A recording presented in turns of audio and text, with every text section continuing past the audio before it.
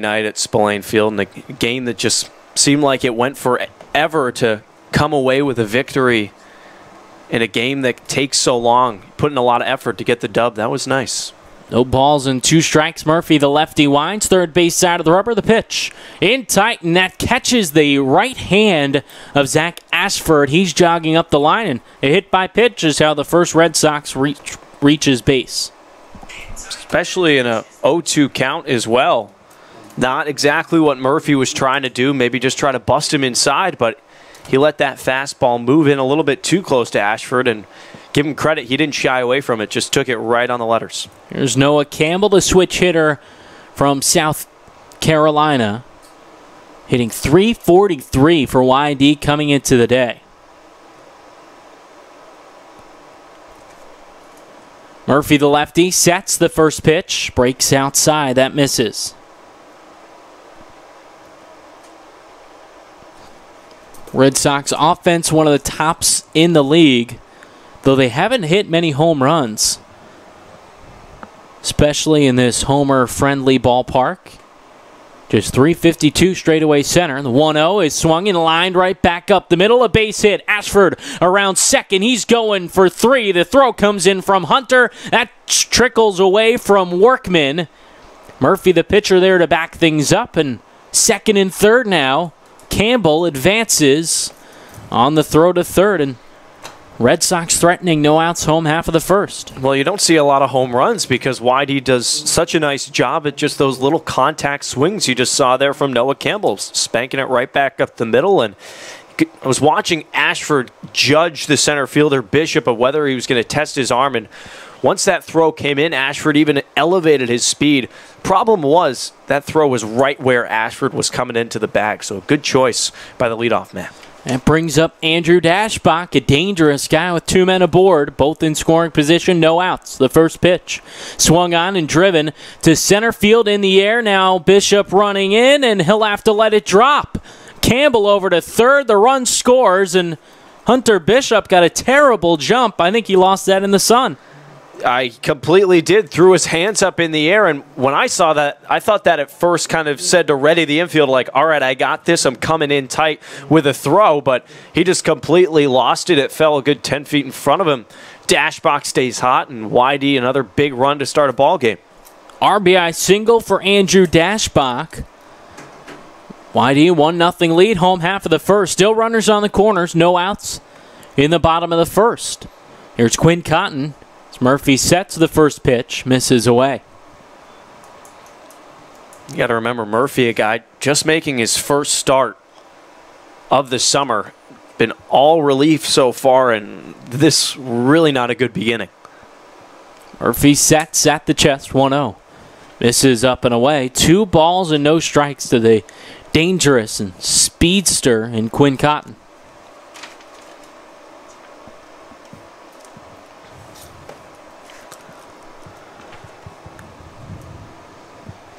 Murphy peers in from the third base side of the rubber. He sets at the chest. 2-0 delivery. Breaking ball swung on and just nubbed into right field. Campbell comes in to score. It's first and second, 2-0 YD on top of the Whitecaps home half of the first. And all not crazy power. I mean, Brandon, you said it just a few moments ago. This isn't a team that hits home runs. They're contact hitters. Rattled off 3 straight singles, 1 up the middle, 1 to left, 1 to right. YD just doing a phenomenal job of not doing a whole lot against Chris Murphy and making him very uncomfortable early on. That brings up David Hamilton, just his 10th at-bat with the Red Sox. Hamilton making his 3rd start with YD here tonight. 1 for 9. That lone hit came in the 9th inning on Sunday against the Gatemen. A single up the middle. First pitch, squares around, pulls it back, but a breaking ball's called a strike.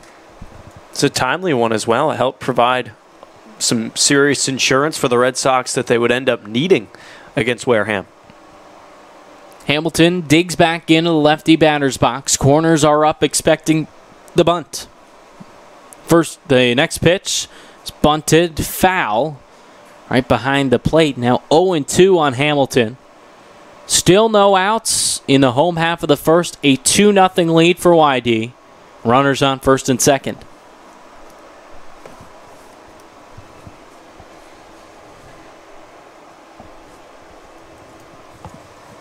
Hamilton pinwheels the bat.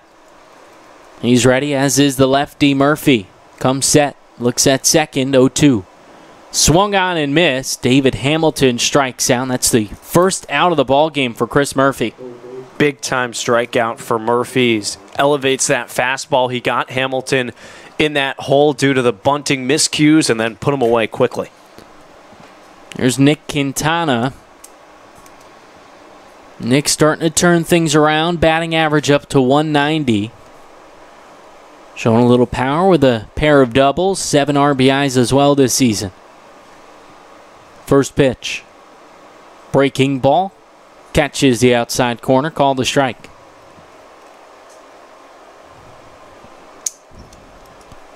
Quintana as well. The strikeout numbers down a bit. Just 15 strikeouts and 42 at-bats. Started out the season striking out 2 times the first 3 games. Here's the 0-1. Swung on and missed another breaking ball. Well, you know he's seeing the ball a little bit better now because he's leading the Red Sox in walks. This is a guy that, I mean, even last summer you couldn't have imagined that statistic would be the case.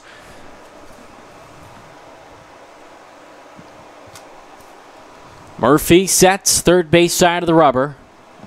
Lefty peeks at second, 0-2. Swung on and missed another fastball. Gets the job done for Chris Murphy. Now 2 away in the home half of the first. Well, bouncing back in a big way.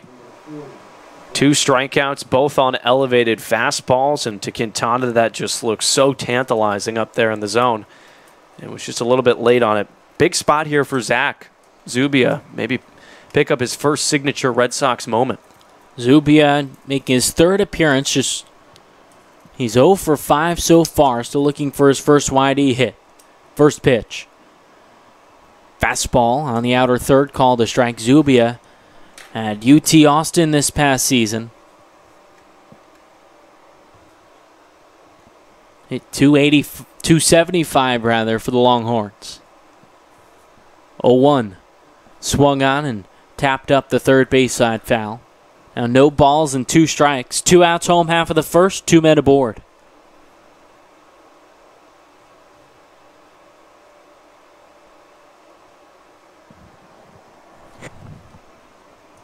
Dashbach at second, Cotton off of first. Zubia the righty ready, as is the lefty Murphy. 0-2. In tight, a fastball.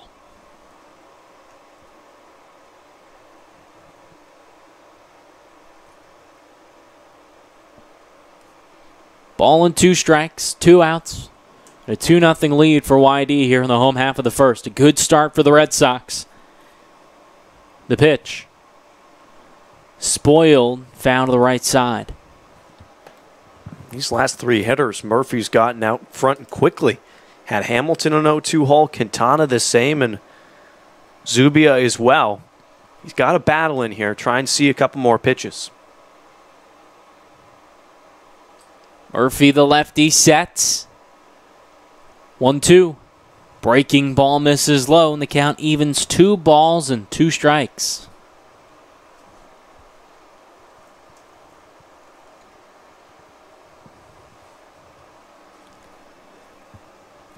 YD, the terrific start here. The first 4 batters reached base.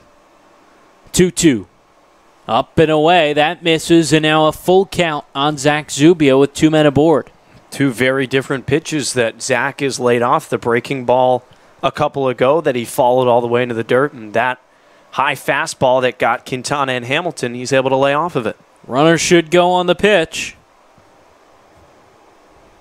Murphy nods yes. He sets the lefty third base side of the rubber.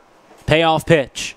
Misses away, ball 4, and the bases are loaded here for Johnny DeLuca in the bottom of the first. Just a great job by Zubia to battle up there. I know he probably wants his first hit more than anybody to come in a prime situation, but to see some pitches against Murphy, who'd gotten hot quickly against Quintana and Hamilton, Now give Johnny the chance to crack this thing open.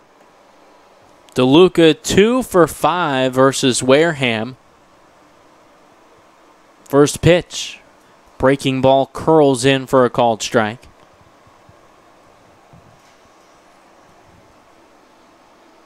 So far this season, DeLuca trying to get comfortable at the plate. 0-1. Misses upstairs. DeLuca 236. Does have a home run. That came in the doubleheader versus the Gateman. Murphy sets, bases juiced. 1-1. Swung on and missed. Breaking ball dipped into the dirt. That's the pitch that's going to be working for Murphy. And you'll know that he's on his stuff. It's got Hamilton and Quintana to swing and miss a couple of times. Probably go back to it at some point at this at-bat. Try and get DeLuca swinging. Murphy sets. 1-2. Breaking ball just cued. Foul behind the plate. Just got a piece of that breaking ball. They hope now that maybe the second time through the lineup, the Red Sox have seen that pitch and it appears to be what Murphy's relying on. Maybe you got a better eye on it here. This is the 8th batter the Red Sox have brought to the plate here in the bottom of the first. They lead it 2-0. 1-2. Swung in line back in his center field. A base hit. Dashbox scores. Cotton around third. He'll score. No throw. 4-0. Whitey on top of Brewster. And it's just the first. Back-to-back fantastic at-bats from Zubia and DeLuca to see some pitches. Hamilton and Quintana made it look like Murphy was going to get out of this inning with just minimal damage. Zubia works that walk, and DeLuca waits for the pitch that he wants. Great job by the Red Sox, bottom of the order, to put a few more across. Here's Matt Dyer, the 9-man for the Red Sox. Bottom of the first inning. Boy, Dana, my scorebook already getting messy. I was thinking about that. Are we going to have to turn this thing over already in the first? 2 outs, 2 men on, 4-0. YD leads Brewster. First pitch. Breaking ball, curls around the outside corner and misses. You think this Red Sox lineup was getting antsy after the off day to get right back to it? I guess so. That must be the case. I know they put in work, hitting the cages in the morning. 1-0. Another breaking ball misses low. Had the youth clinic from 9 to 11:30, and a lot of the guys out here working with the youngsters. Murphy, the lefty, sets. 2-0. Fastball called a strike.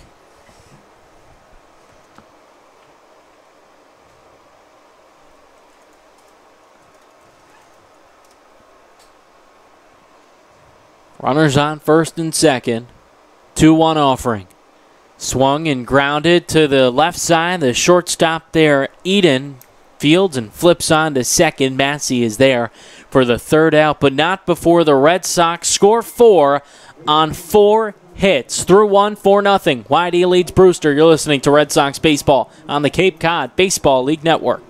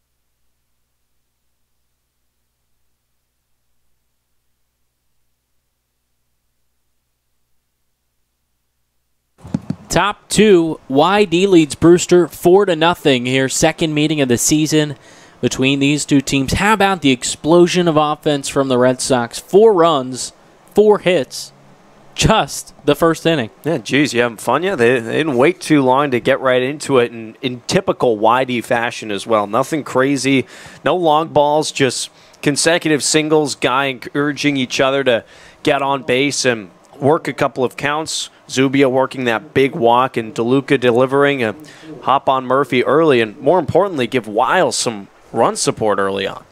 Well, Chris Murphy faced 9 hitters. Nathan Wiles, he faced 3. So he'll face the 4-man Hunter Bishop here, top of the second. The first pitch is swung on off the end of the bat, foul. Bishop from Arizona State on a 3-game hitting streak, and the lefty is out on the Cape last season as well. 0-1, swung on, and on 2 hops to the right side, Campbell fields at second, on to first, and a routine ground out for the first out. So the difference between Wiles and Murphy so far is that while all the hitters are making contact, Whitecaps aren't really making contact for any sort of decent hitting. It's all been ground balls induced for the most part by Wiles, and he's got control of his stuff early on here. Dom Canzone steps up, another lefty. Here's the first pitch. Just misses up and away. Wiles, the 6'5" right-hander, pitching third base side of the rubber. 1-0. Swung on and spoiled off to the left. Foul.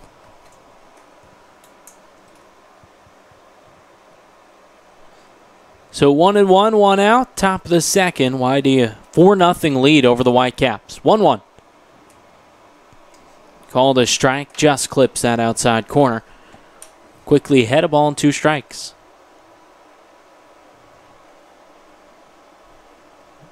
Wiles the 1-2. Lined into the fence behind the plate. It's got to give you so much confidence. Your team jumps out to a 4-0 lead. Right, because you feel like it's okay to allow the ball to be put in play. Trust your fielders to make the outs themselves. Great confidence booster. Ball and 2 strikes. Wiles to the wind and the pitch. Just misses low. Looking for the outside corner there. Just missed it. But I like what Wiles is doing because he's not really wasting anything. Even that on a 1-2 count. Very close to being called a strike. Count even. 2-2.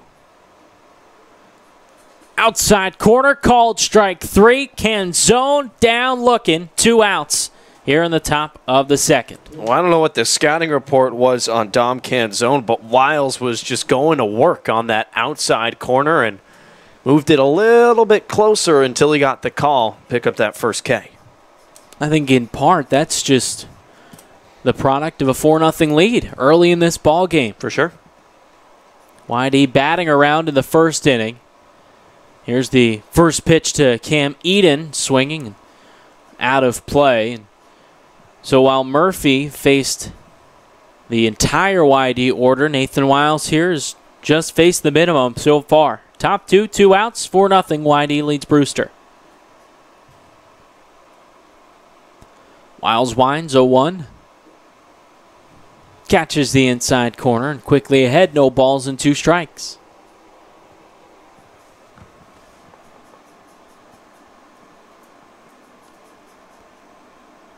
Wiles ready. The 0-2.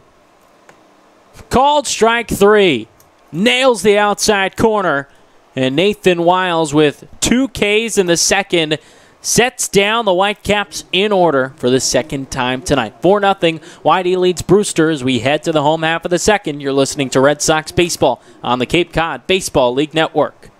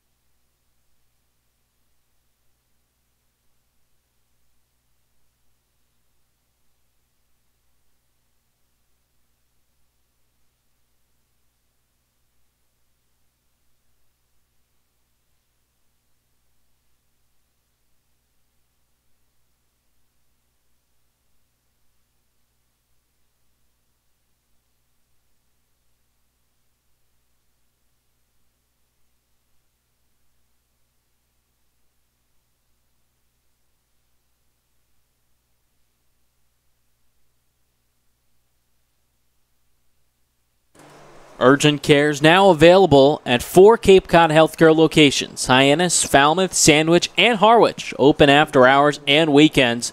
Staffed by ER physicians. Expert care when you need it. Learn more at capecodhealth.org/urgent care. Bottom of the second, 4-0. YD leads Brewster to the top team in the East, the Red Sox, versus the team in dead last, the Whitecaps. Ashford steps in. 9 men faced Chris Murphy in the bottom of the first. Here's the first pitch. Check swing. He went around. Ashford chasing the breaking ball.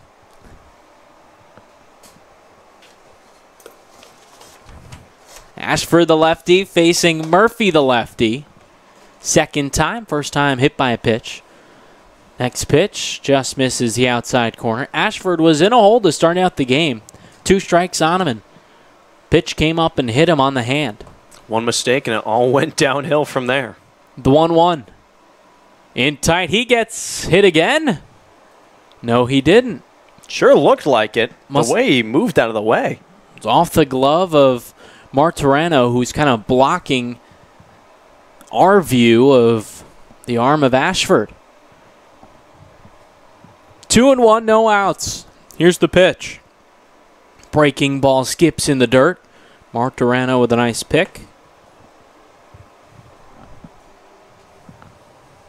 So 3-1, not the best start by any stretch from Chris Murphy.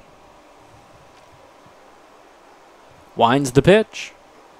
Fastball up and away, ball 4, and another leadoff man aboard for the Red Sox. Well, it's just what Zach Ashford does. He just gets on base any which way, pays the price back in the first. This, he just waits for Murphy to make a few more mistakes. Red Sox already with a base runner. So Noah Campbell steps up. Ashford aboard for the second time today. Still no hits for him, though.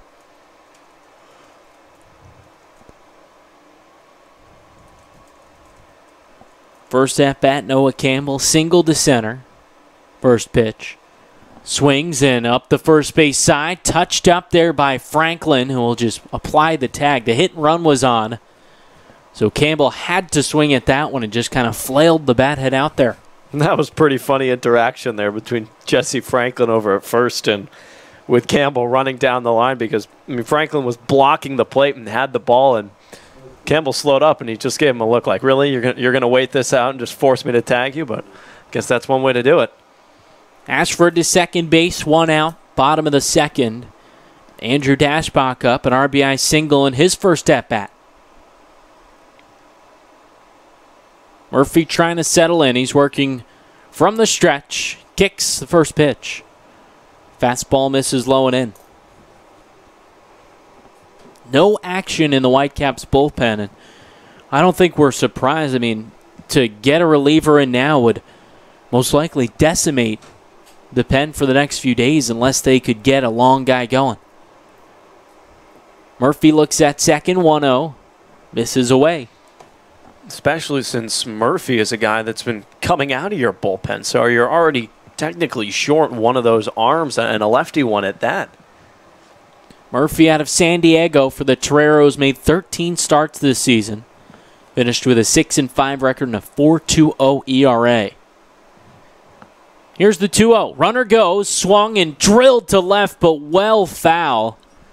Ashford at second got a terrific jump. Oh, just a little bit out in front. Man, Murphy's got to be careful right now because he let that one right down the middle to arguably the most dangerous hitter at the moment on Cape Cod and came very close to giving up that 2-run bomb. Dash hitting .380 after the single in the first. 2-1 offering.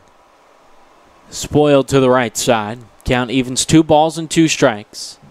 Ashford at second, 1 out, bottom of the second, and a 4-0 lead for YD.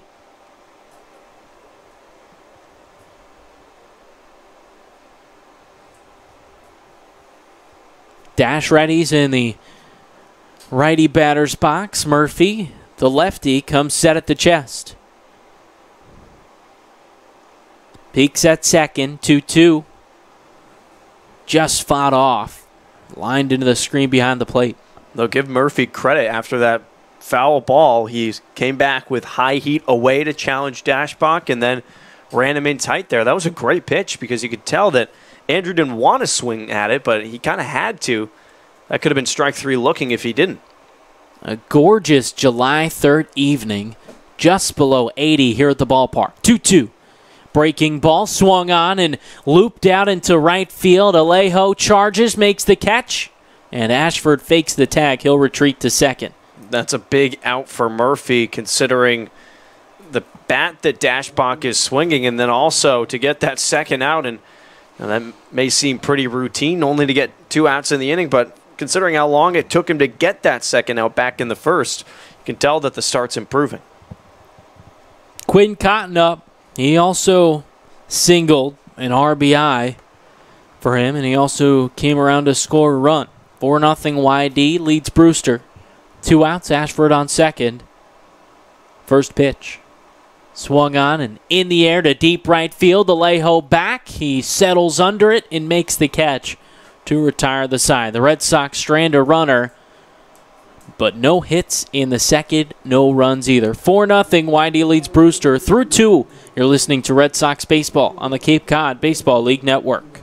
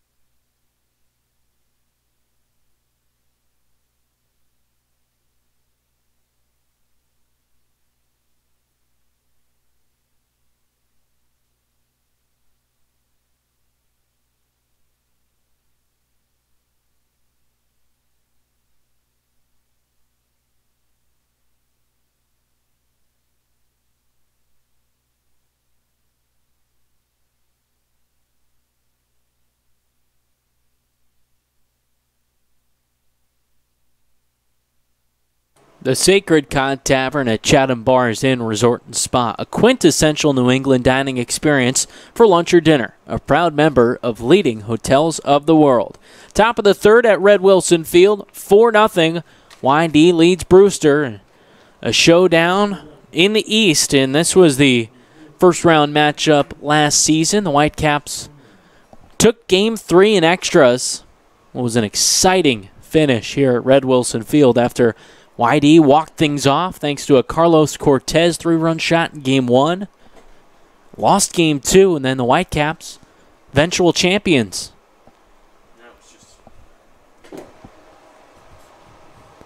The 7-man Justin Ammon steps in. Wiles has faced the minimum.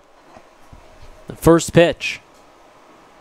Fastball on the outer third. Wiles working from the wind here in the third. 6'5" righty from Oklahoma, third base side of the rubber. Here's the 0-1 to Ammons. Swung on and chopped up the first base side foul. 0-2 on Justin Ammons. It's just 4 for 16 so far, hitting .250 for Brewster.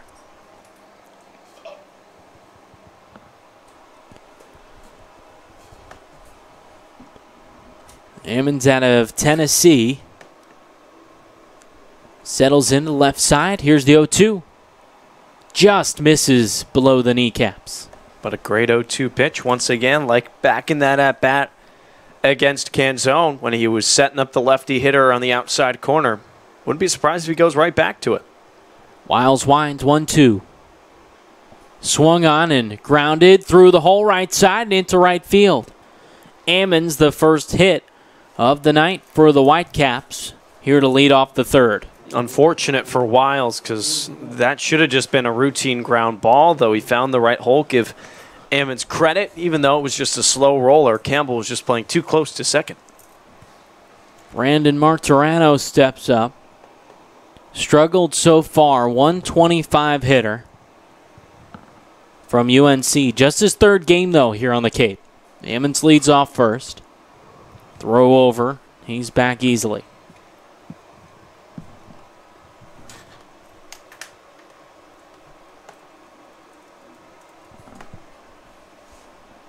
Wiles, the righty, sets at the chest. First pitch.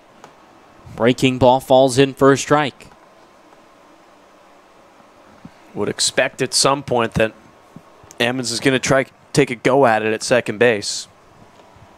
6 for 6 on the base paths with Tennessee this past season. 0-1. Another breaking ball. Misses upstairs. Snap. Throw it down to first, and Ammons slides back in safely. Remember, Red Sox have 3 different catchers on this roster, and by far and away the best arm behind home plate is the guy they got right there, and Matt Dyer. He's just got a literal cannon. Wiles sets 1-1. Misses upstairs. 2 balls and a strike, and Brandon Martirano, a quick word for the home plate umpire. I thought maybe he thinks he was quick pitched. Ammons leads off first. No outs, top of the third. Whitecaps with their first base runner. 2-1. Swung on in the air to deep right field. DeLuca back with plenty of room. Comes in and makes the catch for the first out. Nice approach from Wiles to not get too distracted with Ammons on first base, especially with that 4-run lead. Here's the 9-man, Gage Workman from Arizona State. Workman also struggling, hitting 114. This Whitecaps lineup today, 3 of 9 hitting below 200. Wiles sets, throws back over to first. Ammons back safely. 4-0, Whitey leads Brewster. Powered by a 4-run, 4-hit first inning. Battled around in the first.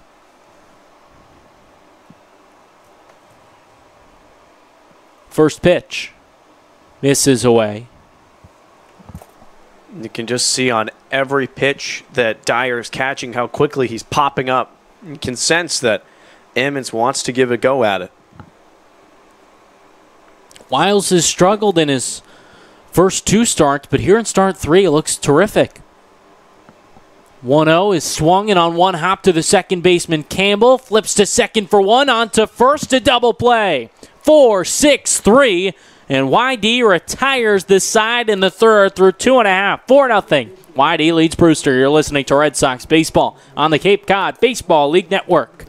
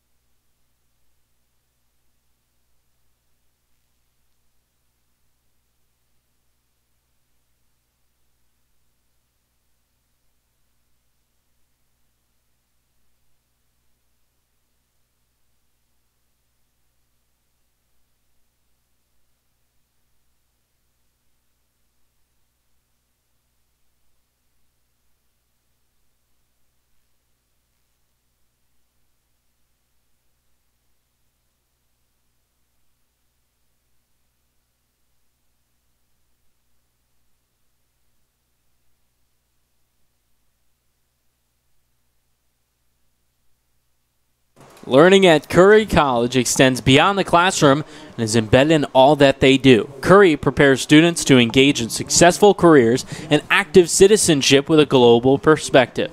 Explore undergraduate majors, minors, and concentrations, including new majors in accounting, biochemistry, and software development. Online at curry.edu. 5-6-7 due up for the Red Sox. David Hamilton to lead it off, and a 4-0 lead.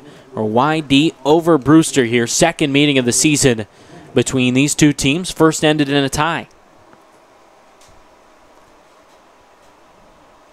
YD scoring 4 in the first. Chris Murphy still on the bump. He winds, and the first pitch misses low and away. That was just an awesome double play turned by that YD infield to end that top of the third inning, and Hamilton was a key part of it. Hamilton got the flip over to first, 1-0. Misses outside. It was Campbell, the second baseman, that fielded. Sent it over Hamilton's way, who's terrific defensively. 2-0. Misses. Now 3 balls and no strikes. Murphy behind the leadoff man. I mean, that ball was A, smoked, and then also B, you got the speed going from first to second from Amons to put a little extra pressure on Campbell, and he didn't sweat it. 3-ball delivery. Called a strike and probably a courtesy call. That one looked up and in.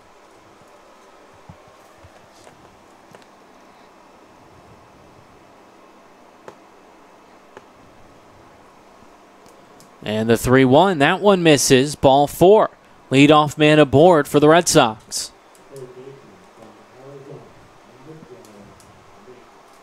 Nick Quintana due up next. He struck out in his first at-bat. That the third walk for Chris Murphy. Trying to settle in after the tough start to the game.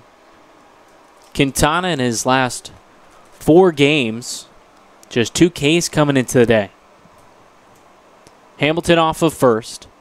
Murphy, the lefty, delivers home in the dirt. Kept in front, though, by Mark Torrano.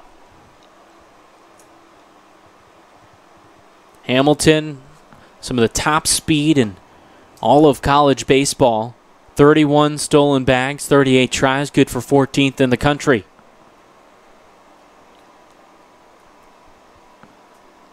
It'll be a little more difficult with the lefty on the bump. He leads. Murphy sets. 1-0 delivery. Breaking ball falls in at the knees, called strike. And that's been the pitch that he's had the most success with. Helped him set up that strikeout of Quintana back in the first inning. He got him with a high fastball there. See what he goes with here in the driver's seat. Quintana, the righty ready. Murphy, the lefty, is as well. 1-1 offering. Breaking ball swung on and missed, and it's now a ball and 2 strikes on Nick Quintana.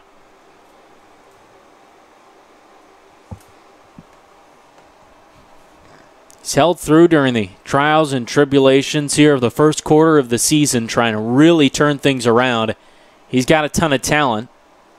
Quick throw over to first, Hamilton back safely. Give him credit. Doesn't really seem like he's, been hanging his head in any sort of way. He's confident just as ever, and that helps with Scott Pickler putting confidence back into the lineup too. 1-2. Swung on and missed. Throw down to second, not in time. Hamilton swipes it easily, but the second strikeout of the day for Quintana. Not even close. That speed is just blistering. I mean, you mentioned the college stats for Hamilton. I'm surprised that the catcher even made a throw down there. He was pretty much already towards second. Zach Zubia steps up. Walked in his first at-bat. Still looking for his first hit in the Red Sox uni. That could score David Hamilton at second base, just an out. The first pitch. Breaking ball. Called a strike.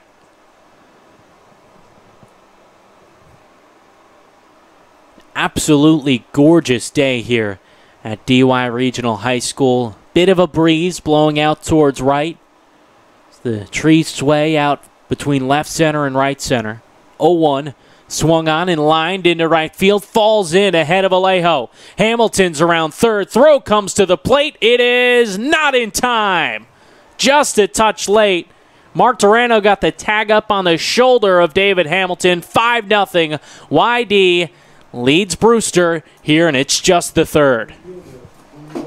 Zubia picks up that first hit. Going opposite field, not a whole lot going on with that at-bat, but he just finds something that he can softly place into the gap. And, I mean, we saw the speed on the stolen base. You knew that Hamilton was going to have a good chance to score from second. Johnny DeLuca, the 2 RBI single to center with 2 outs back in the first inning. Up with a man on, 5-0 lead for the Red Sox. First pitch. Misses up and away. Still no action down in the Whitecaps bullpen. Out of play all the way in the outfield down that right field line.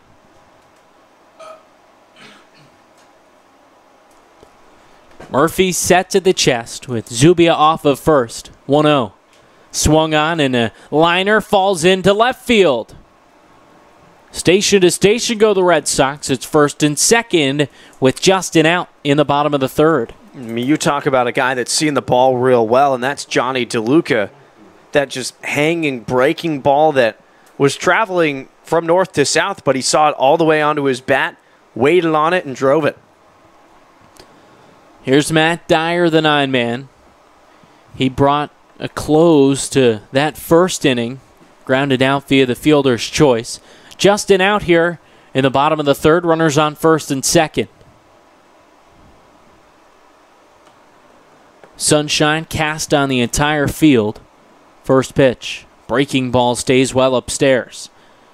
Boy, a terrific crowd to watch this slugfest for the Red Sox. Probably the best crowd we've seen all season, Dana. I was just going to say, I mean, this is the week we're going to see it, right? 4th of July week, holiday. Lots more people in town that are making that drive over the Sagamore Bridge to enjoy a little vacation, enjoy the Cape, and some good baseball, too. We'll be in Hyannis tomorrow night to face the Harbor Hawks, and we'll see probably some great fireworks.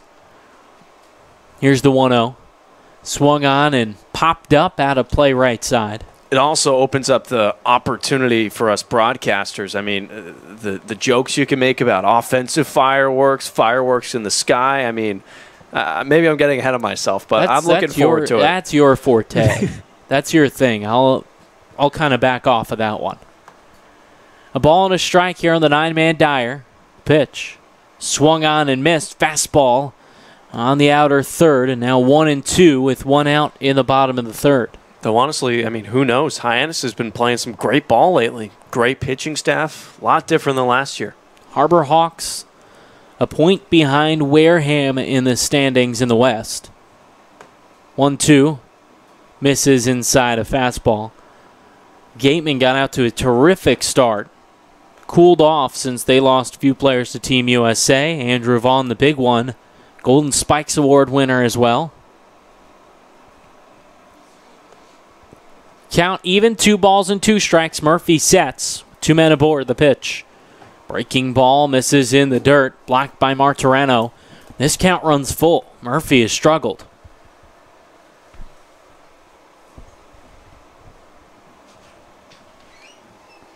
He steps off the bump. Now toes the rubber one more time.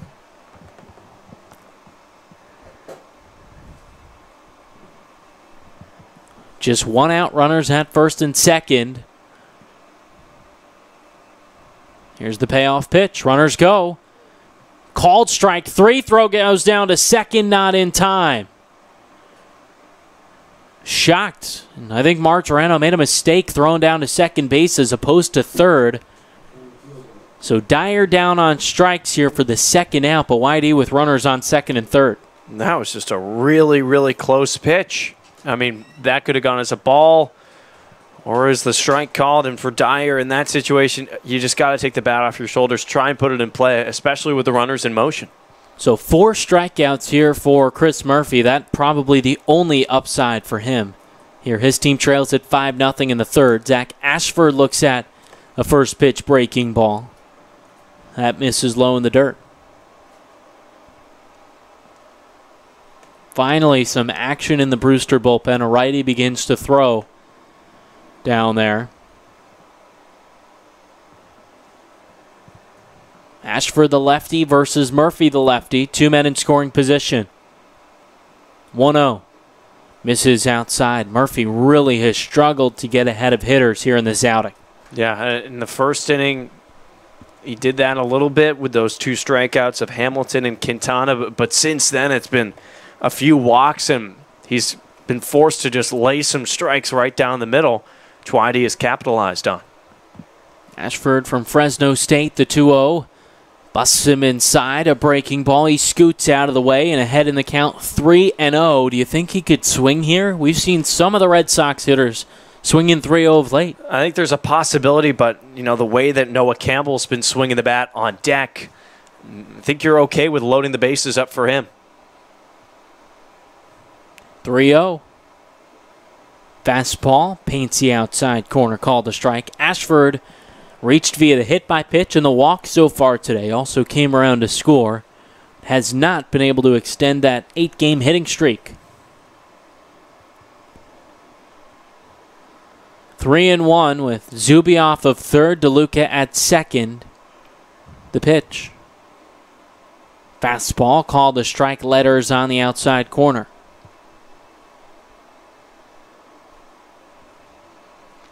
5-0. YD leads Brewster 4 runs in the first inning for the Red Sox, and they batted around.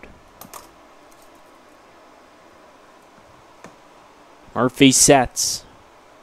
The lefty with the payoff pitch. Misses low and away, ball 4. Bases are loaded for the red-hot Noah Campbell. And after Ashford took those fastballs on the outer third, he always still felt like he was in command of that at-bat, though, especially the way that Murphy's been struggling to find the strike zone. And now with Noah, great opportunity to break this thing open. Even though it is still early on, putting a couple more runs on the board would be huge, and I think Jamie Shevchuk realizes that. And he will not let Murphy have that opportunity. A call to the bullpen here with 2 outs in the bottom of the third. We'll step aside as the reliever warms. 5-0. YD leads Brewster. You're listening to Red Sox Baseball on the Cape Cod Baseball League Network.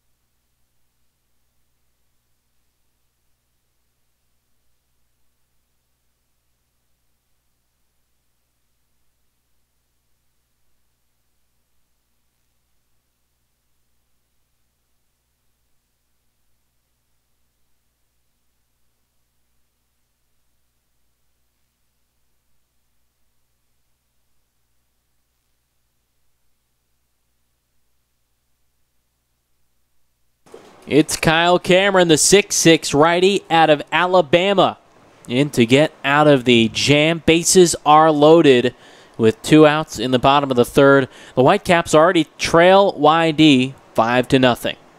Cameron, tall guy on the bump, 6'6", and an ERA at 3.60, making appearance number 4, and he's been pretty darn good for the Whitecaps. 11-2 strikeout to walks ratio through 10 innings pitched. Cameron, 15 appearances with Alabama, 5.31 ERA, and a 1-3 record. Trying to keep his team in it here, even though they already trail things 5-0 early in this one, as Noah Campbell steps in. Already extended his hitting streak to 9 games with a single in the first. Bases full of Red Sox. Cameron, the righty, with the first pitch. Fastball called a strike.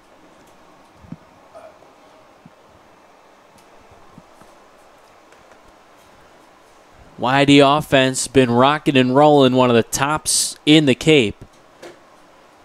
Here's the 0-1. misses away. Count even at a ball and a strike. That line for Murphy still not complete, but 2 2/3. The 5 runs, 3 walks, 4 strikeouts. Earned runs still to be determined. Ball and a strike, the pitch. Breaking ball. Curls in tight, misses. Going through a bit of a heat phase here on the Cape. Playing at Wareham on Sunday, just off the Cape, so a little bit hotter. Real feel of 100 at first pitch. 2-1. Swung in a ground ball through the right side, past the diving Massey. 1 run scores. DeLuca around third. The throw to the plate is up the line. He scores. 7-0. YD leads Brewster here in the third. YD can just do no wrong when they put the ball in play. Campbell making good contact, got in a favorable count, and he knew that Cameron had to pitch him something with the bases loaded. Makes no mistake and puts it through the right side. And nice job by Johnny DeLuca as well, because even though that throw was way off down the line, it almost caught him right at the time that he was going past the ball. That could have been dangerous, but he evaded it. Noah Campbell, 2 for 3, 2 RBIs. Andrew Dashbach up, another dangerous guy. First pitch is swung on and lifted foul out of play right side. Dashbach, an RBI single, also scored in the first. Then flew out in the second. So here in the third inning, the top of this YD order is already hitting for the third time tonight. Cameron sets the righty with the 0-1. Swung on and grounded to the third baseman Workman. Only a play at first, and he makes it. Red Sox pick up 2 on 3 hits. And 2 men are left on base. 7-0. YD leads Brewster through 3. You're listening to Red Sox Baseball on the Cape Cod Baseball League Network.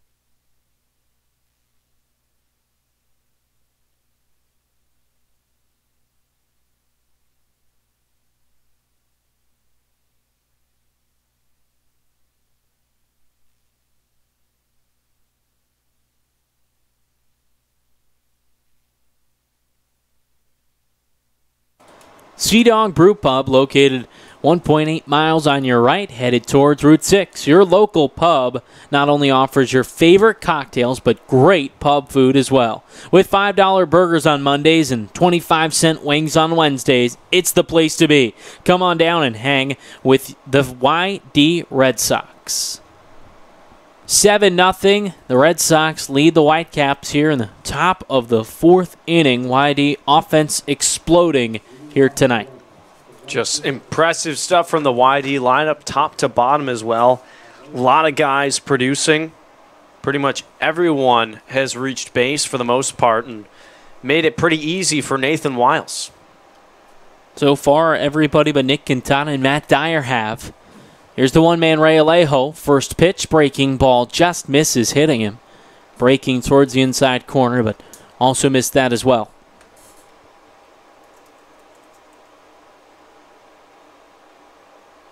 Here's the 1-0 from Wiles. Fastball called a strike. Right now, Chris Murphy in line for the loss.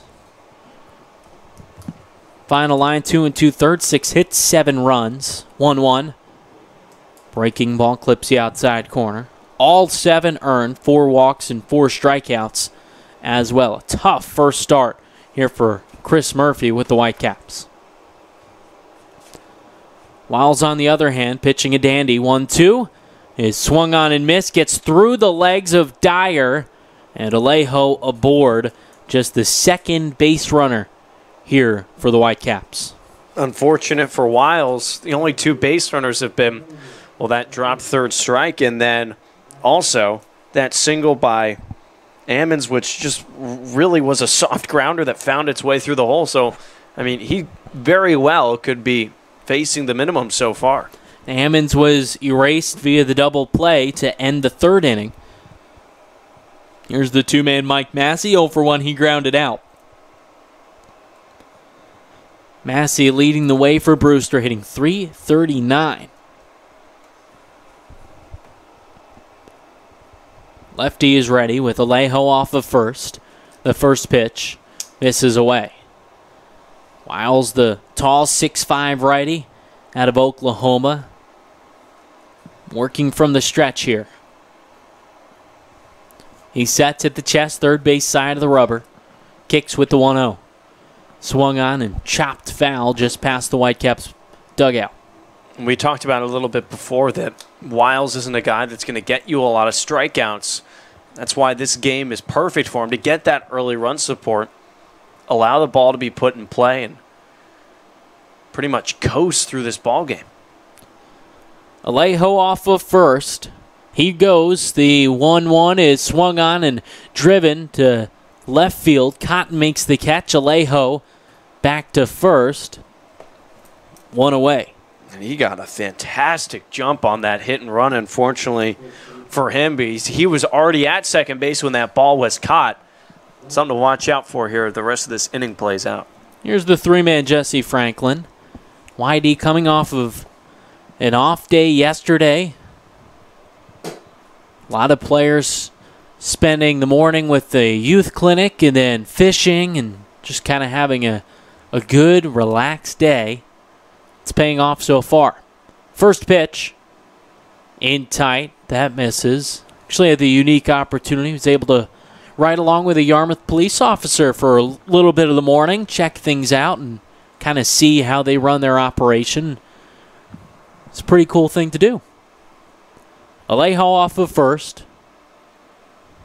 Wiles throws over. So basically, you just get in the passenger seat and just go out on the normal tour of duty? Is that basically what happens? Yes, sir. That's exactly right. That's Ride really cool. around, get to check things out. Saw a traffic stop and a couple other things. We'll say to let him off with a warning. Wiles sets 1-0. Spoiled foul. And there's other bunch of the Red Sox players are getting to do that too, right? Yeah, the Yarmouth Police Department doing a great job. And they've done so much with the community in the past few months here, especially that one of their events.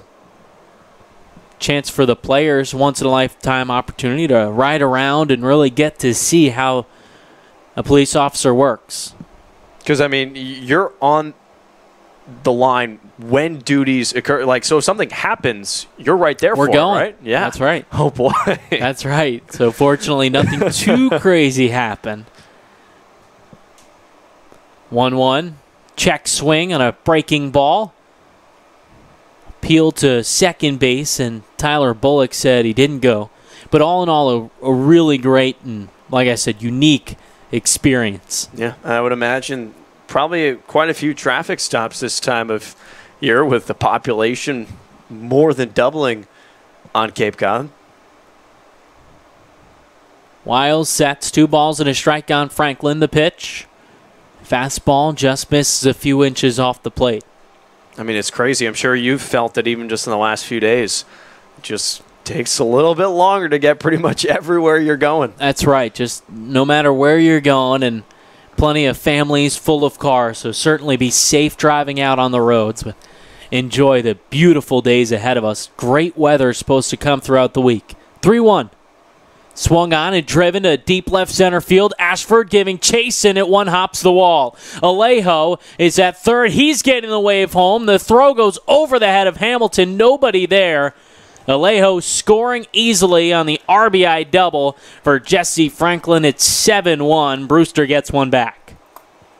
Miscommunication there for the Red Sox infield, because I think if that throw goes directly to Hamilton, there's surely a play at home plate to possibly get Alejo or at least make it close, but the throw went over the head of Hamilton, and as you said, Brendan, no one there to back it up. Dashbach had to come all the way over from first.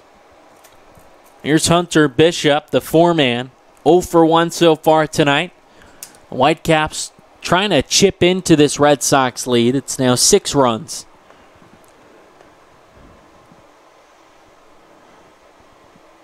Wiles, the righty, sets on the rubber. Man at second.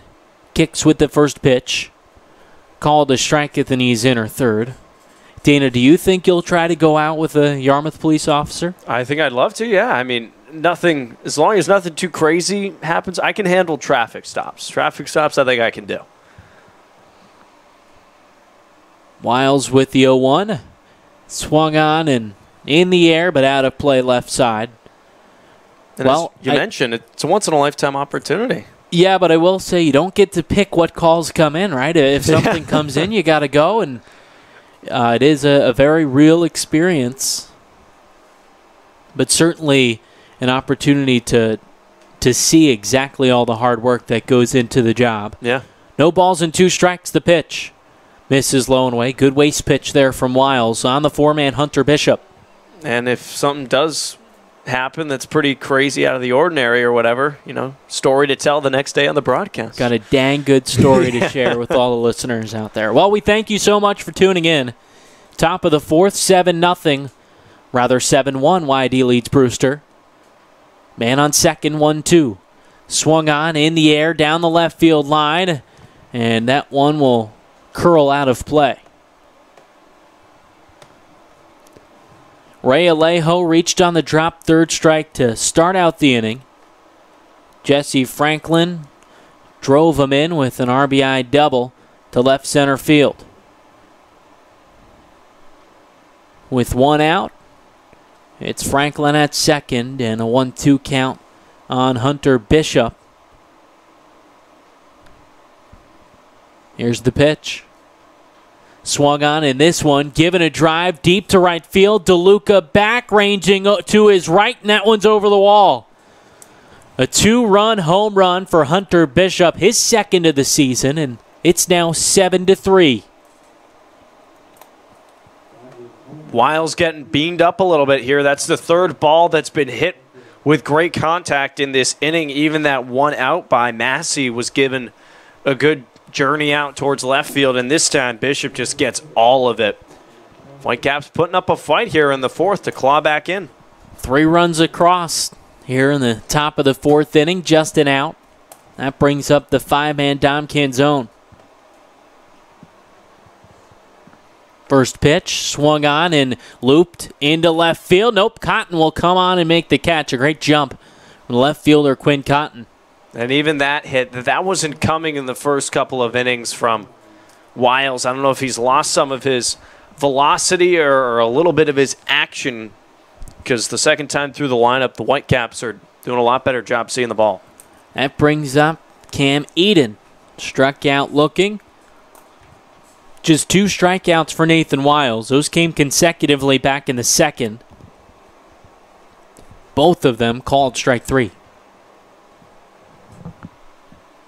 First pitch, misses low and in. Good point there. You also have the drop 3rd strike to lead off the 4th inning. So really officially it's 3, but man reached on one of those 3. Here's the 1-0. In tight, that misses, and it's 2-0. Especially when a man reaches and then comes around to score the first run. That's just brutal. Eden, the righty, steps out now, swings the bat over the plate. Wiles, the righty, working from the windup, 2-0. In tight.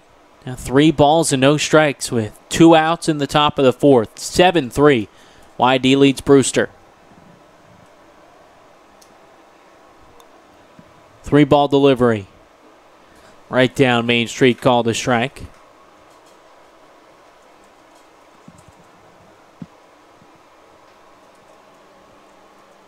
Wiles winds the 3-1. Swung on and driven in the air to deep center field. Ashford at the wall, looking up, gone. Second home run of the inning for the Whitecaps. They're fighting back. It's now 7-4.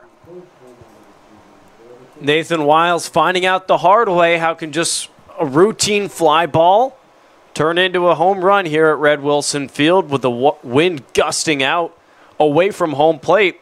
Doesn't take much just to get up there into the air because it'll carry as that one did. Eden, his first home run of the season, and now we're looking at just a 3-run game in the top of the 4th. Justin Amon's up. He's got a single tonight.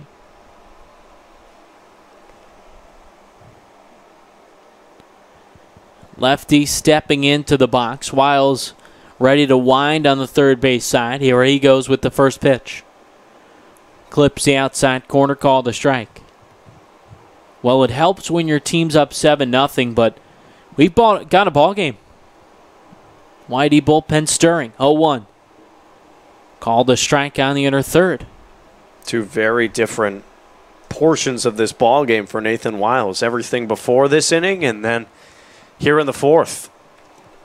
No balls and 2 strikes, 2 outs, the pitch. Just misses away. 1 hit coming into this top of the 4th inning. And he was erased via the double play. Then 3 hits, 2 of those being home runs this inning. 1-2. Swung on and chopped to the second baseman Campbell. A little hop, fields, and flips on to first for the 3rd out. Not before the Whitecaps put up 4. 7-4, YD leads Brewster. You're listening to Red Sox Baseball on the Cape Cod Baseball League Network.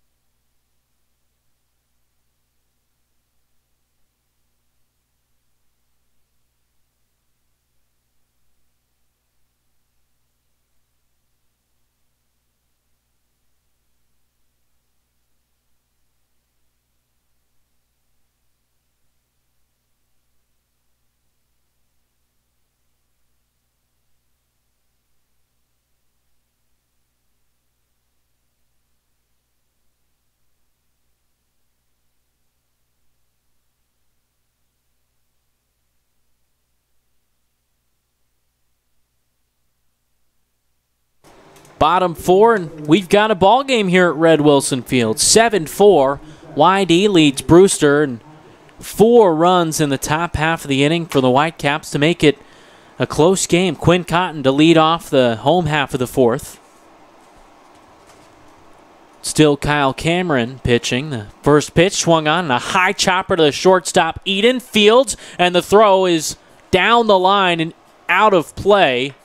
So Cotton will reach on the E6, and he'll make his way to second base to start the inning. So this is almost a must score for the Red Sox here, right? You get Cotton on second base in scoring position with no outs. You think that you should be able to sacrifice him over here with Hamilton, either laying down a bunt or putting it in play to the right side of the field, and then an out to score a run. But what a break for YD to early respond here to that 4th spot.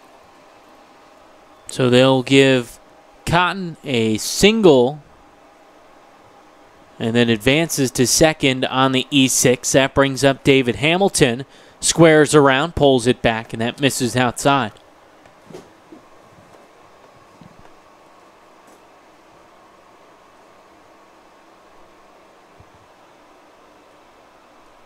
Hamilton struck out swinging, also walked in the 3rd and came around to score. Corners are up with Cotton at second. Pitch swung on and fouled over the fence behind the plate. So now I think they'll go back and change that to a throwing error officially by the shortstop. No hit for Quinn Cotton. So he's at second base to lead off the inning. Hamilton at the dish with a 1-1 count. Pitch from Cameron. This is up and away.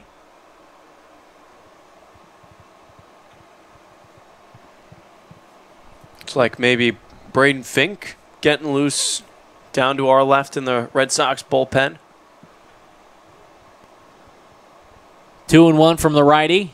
Swung on and again popped over the screen behind the dish. So 2 balls and 2 strikes. No outs in the bottom of the 4th inning. 7-4 lead for the Red Sox.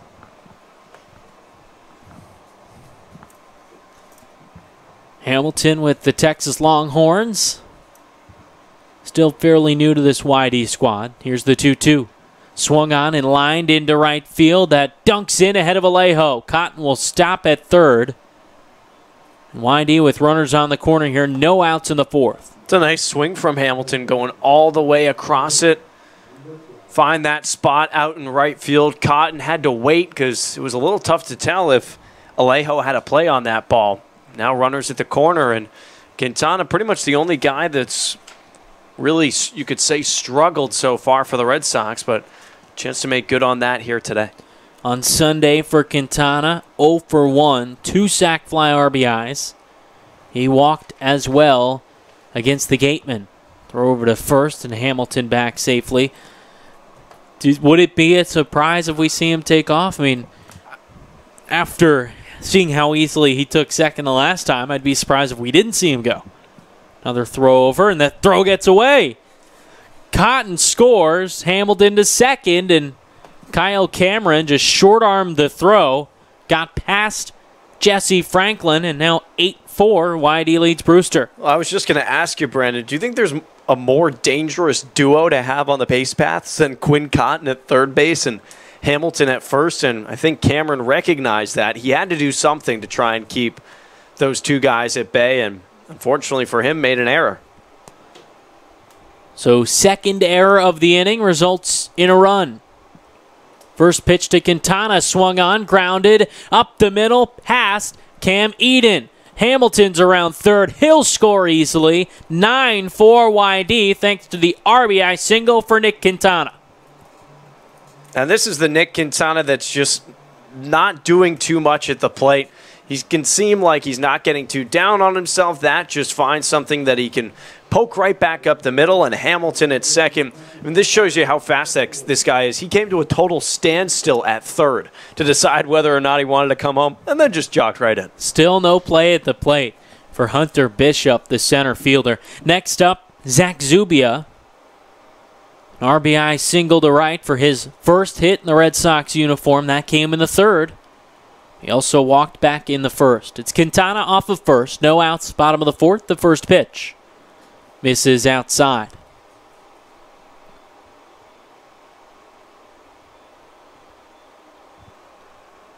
Brewster pitching has really had no response for this Red Sox offense here tonight. 1-0.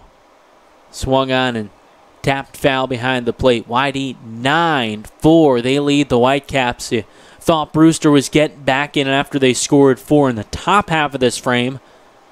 The Red Sox continue to just plug away.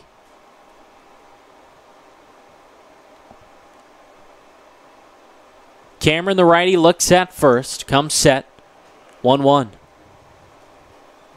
Just misses down low. And it's interesting to think that Red Sox, 9 runs off of 9 hits. Those have all been mostly singles.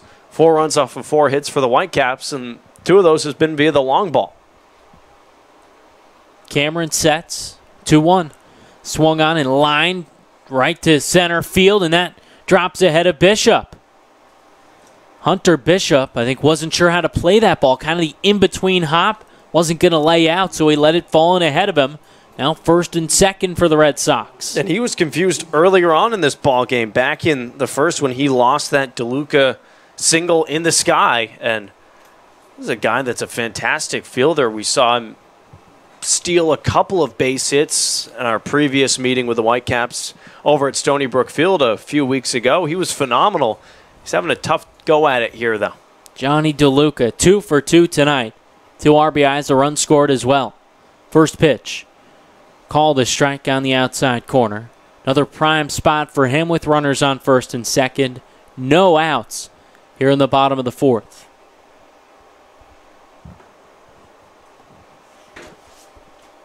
Cameron sets. 0-1. Swung on and missed. Every YD hit, to your point, Dana, has been a single. All 9 of them. Now 10 of them.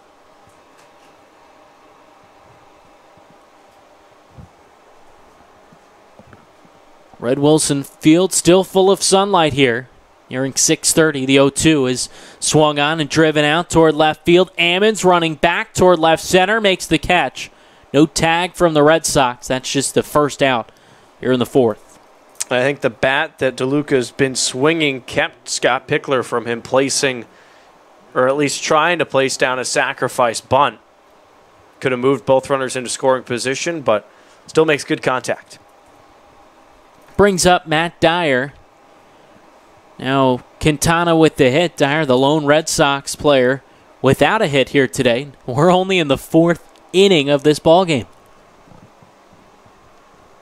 9-4. YD leads Brewster. Top team in the East versus bottom team. First pitch. Breaking ball falls in for a strike on the outer third.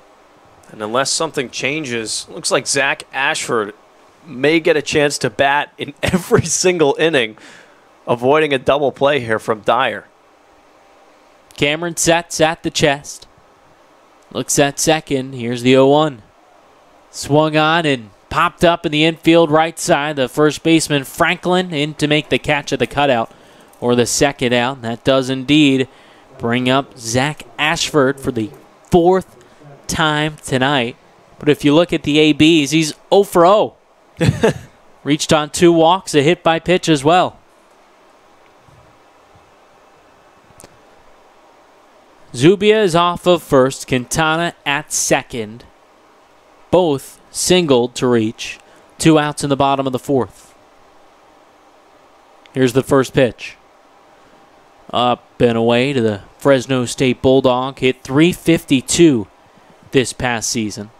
Dana, while I was riding along with the police officer, you had your off day, the coaching staff still hard at work, and Nate Fish actually playing with a Frisbee. 1-0. It's swung on and spoiled, foul down the left field line. Played with a Frisbee because it mimics the motion of a swing, the action of a swing. So he's trying to find a way to weight down a Frisbee and find different ways for players to work on that swing plane, on the swing path, without actually swinging a bat.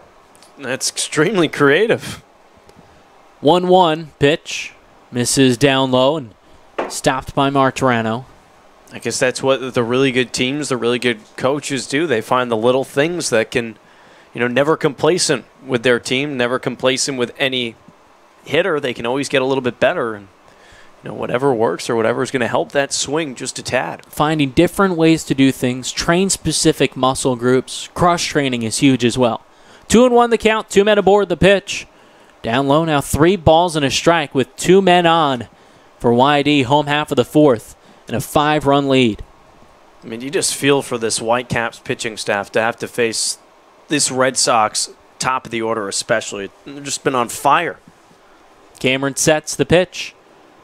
Misses low and in, ball 4, and Zach Ashford walked for the 3rd time tonight. Also hit by a pitch aboard all 4 times without recording an official at-bat. Noah Campbell now steps up with the bases loaded. Because, you face Ashford to lead things off. Campbell, he's been super hot lately. Dashbach, unreal power hitter. And then Quinn Cotton, a guy that's just a hit machine. I don't know where you find outs through the top of this YD order. At the first walk of Cameron here. First pitch to Campbell. Misses low and away. Bases are loaded with Red Sox. 2 outs, home half of the fourth. They already lead it 9-4. All 4 runs for the Whitecaps coming top half of the frame. 1-0. Misses low and away. YD already added 2 runs in this half inning. Started out the game with a 4 spot. They batted around in the first, added 3 more in the third. Murphy, the righty, sets third base side of the rubber. 2-0 is swung on and nubbed up the first base side, but foul. I mean, you know that Campbell's going to get something decent to hit at this point in a hitter's count with nowhere to put him and Dashbach on deck. I mean, there's not much that Cameron can do. He's got to throw him a strike. Murphy peers in. Rather, Cameron peers in, the righty from Alabama. Here's the 2-1. Swung on and identical to the last one. Chopped first base side, but foul. And Dan Jaffe, first base coach, makes a nice play. He wanted to take claim for the explosion of this YD team. We talked to him pregame. Do we give him all that credit? Is he worthy of it all? I think, it's a team game. I think it's team effort, and the results are based off the team. 2-2. Misses up and away. I don't think he's going to like that answer. No, I don't think. He actually went back and listened to that Chatham game, if you remember, a few games ago. And apparently our comments about a bang-bang play at first were... Your comments. My comments. Not mine. Sorry not to rope you into this. I had his back. He wasn't too happy. Payoff pitch. Misses up and away. Ball 4. And Kyle Cameron walks in a run. 10-4. YD leads Brewster in the home half of the 4th. Great eye from Campbell. That one was really, really close on the outside corner. Able to lay off of it, especially considering how good he's been at the plate with the hits. To be complacent with a walk, nice job, and bring us to double digits finally. At the 3rd RBI of the evening for Noah Campbell, who's 2 for 3. Andrew Dashbach now up with the bases juiced. First pitch swinging, comes up empty though. 2 outs, home half of the 4th. So you say it's a team sport. I'll give him a little more than that. I mean, definitely some credit for him, for sure. I think all of the new coaching staff here has done a terrific job. The only coaches back, Nate Fish and Roberto Mercado. Here's the 0-1. Swung on and chopped up the third base side. Tough play for Workman. Fields on the run, fires to first in time for the 3rd out. Not before the Red Sox add 3 more to extend their lead 10-4 through 4 innings here at Red Wilson Field. You're listening to YD Red Sox Baseball on the Cape Cod Baseball League Network.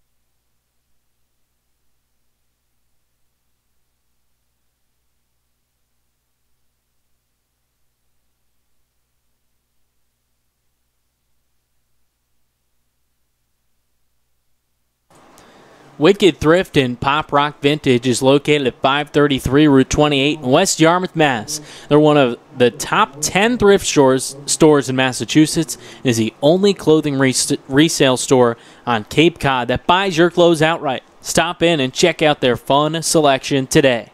Top of the 5th, a 10-4 lead for the Red Sox over the Whitecaps here. Second meeting of the season between these two. Nathan Wiles out for his 5th inning of work. First pitch misses inside to the 8-man Brandon Martirano. so far tonight. Mark Torano flew out to right. Wiles working through the last two hitters. 1-0 is swung on and chopped to the third baseman Quintana. Fields throws on to first in time. Going through the lineup for just the second time. YD has already turned things over many a times. 4 plate appearances for the top half of the order already.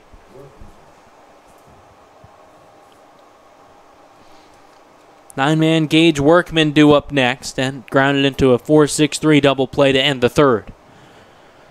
Wiles looked a bit shaky back in the fourth. First pitch is swung on and grounded just foul of the first base side bag. Responding here, quick out. Be nice for Wiles to kind of cruise through a 1-2-3 inning here because those first 3 frames were phenomenal for the righty. That fourth inning really doesn't tell the story of his outing. Hopefully he can settle down here and end it on a high note. Wiles ready to go back into the wind. Waits. Workman, the switch hitter, batting from the left side. He's now ready. 0-1. It's tapped just behind the plate, and it's no balls and 2 strikes here with an out in the top of the 5th. Nice to see the Red Sox score some runs there in the bottom of the 4th to respond. Even just 1 would have done, just to say, hey, the offense, we're not done yet. But to get 3 feels good. 0-2. Misses low and away a fastball. YD batted around in the first inning, putting 4 runs on the scoreboard, added 3 more in the third. Whitecaps responded with 4 of their own in the 4th, and YD tacked on 3 more in the bottom half. 1-2. Breaking ball called strike 3. Curls and clips the outside corner. And that's the second out. Strikeout number 4 for Nathan Wiles. And 3 of them have been looking. That one just perfectly placed. Broke at the correct time against the 9-man. That's smooth cooking there for Wiles. That brings up the 1-man Ray Alejo. Reached on a drop third strike in his last at-bat. Still 0 for 2 tonight. First pitch called a strike.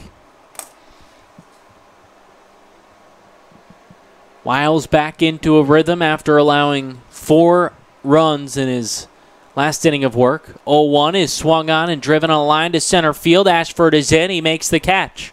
1, 2, 3. Go the Whitecaps here in the top of the 5th through 4.5. YD leads Brewster 10-4. You're listening to Red Sox Baseball on the Cape Cod Baseball League Network.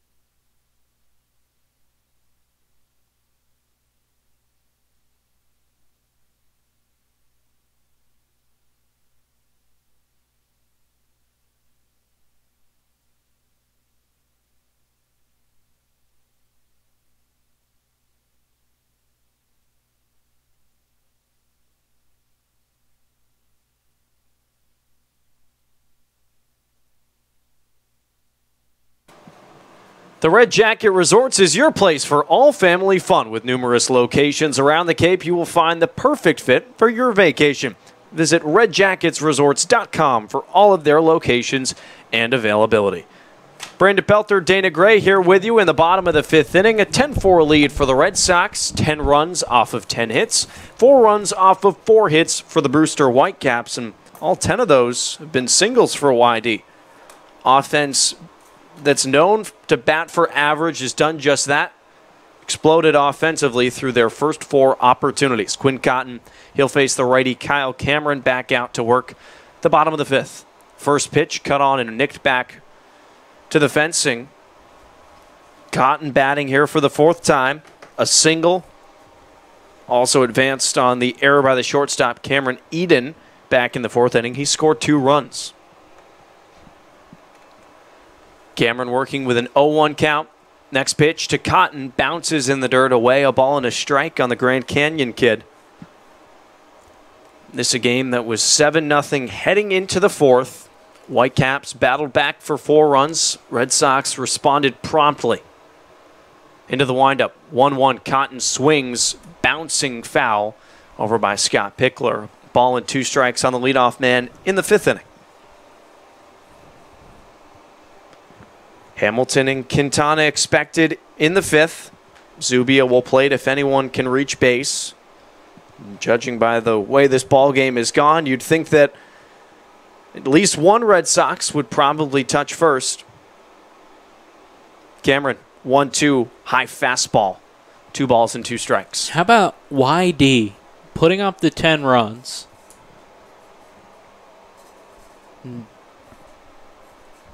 7 of those earned. 2-2 pitch to Cotton. He swings at it and skies it out into left field. Ammon's coming on, has it for the first out. So 7, actually 8 of those runs earned, and they've batted around twice already. We're just in the bottom of the fifth. That scorebook's going to be pretty colorful by the end of the evening. Chock full. 1 away in the bottom of the fifth. David Hamilton to dig in.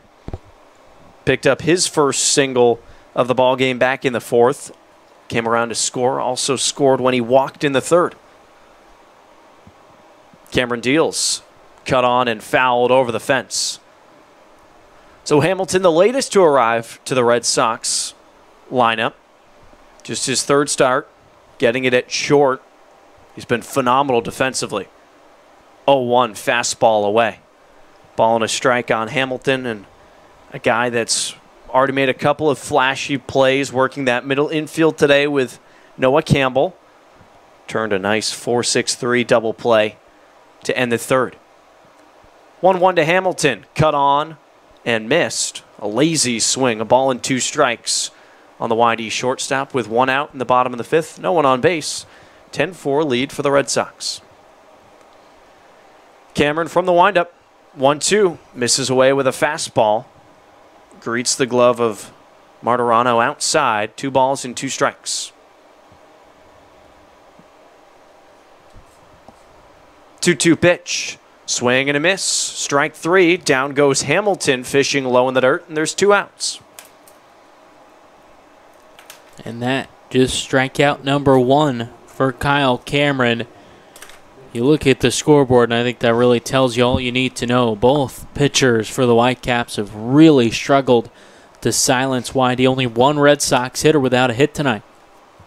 YD on the verge of its first 1-2-3 inning given up. Quintana at the plate. He'll take high for ball 1. Struck out twice in the first and then also in the third. Half of the victims that Murphy recorded, he ended his night with 4 strikeouts. 1-0 to Quintana. He skies this one out into deep center field. Bishop going back to the warning track at the fence, looking up, and it's gone! Nick Quintana's first home run of the summer. A solo dinger to dead center, and the Red Sox lead at 11-4. Dana, I don't care what the score is. That's huge for Nick Quintana, who's been battling this season and just waiting and waiting. So patient for that first one. And you look at the YD dugout greeting him, all smiles for the Red Sox. They were loud when that ball left the ballpark. Felt good right off the bat. Looked like it had a chance.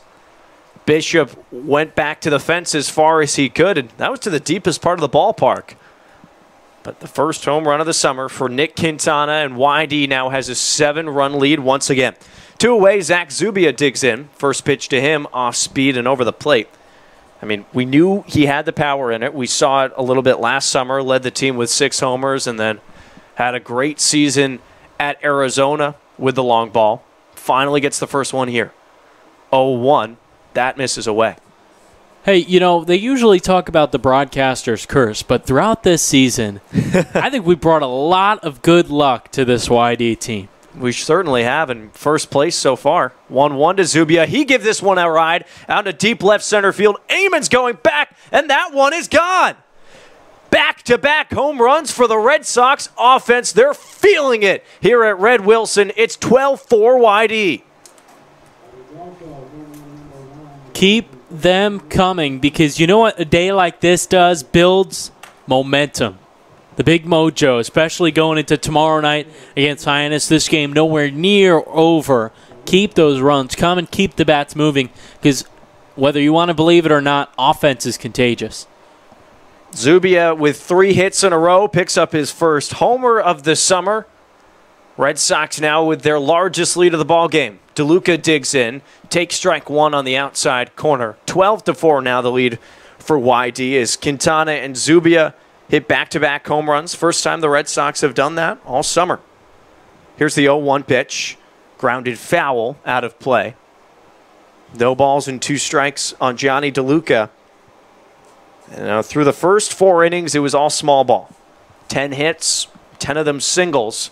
The 2 that have come in the 5th inning have both plated runs. Nick Quintana, homer 1, and Zach Zubia, homer number 1 as well. 0-2 count with 2 outs in the bottom of the 5th. Bases empty. DeLuca at the plate. Cameron from the windup deals. A grounder bounding over to the second baseman. Massey's got it. Flips over to first to retire the side, but the Red Sox tack on 2 more runs in a big way. Quintana and Zubia launch ones out of here at Red Wilson, and YD leads it 12-4 as we go to the top of the 6th. You're listening to YD Red Sox Baseball on the Cape Cod Baseball League Network.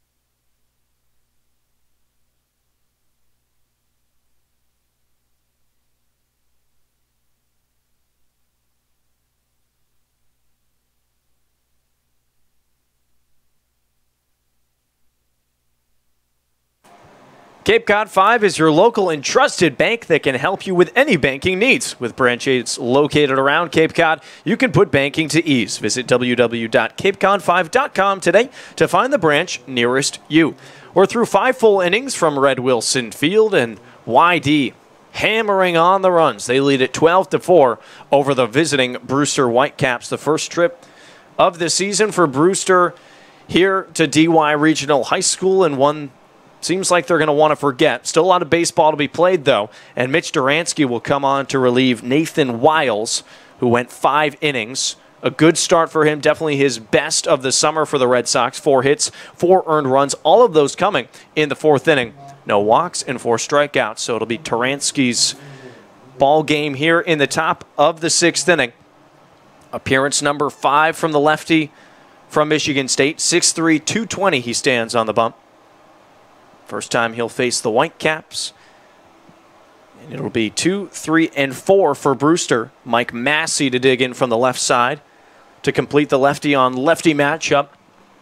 YD leading by its largest margin, 8 runs. First pitch to Massey. He swings and lofts it out into deep right field. DeLuca going back to the track on the hop, and he's got it. Bit of an adventure for the Red Sox right fielder, but he makes the grab for out number 1. Good contact from Massey, but a better catch from DeLuca to pick up out number 1.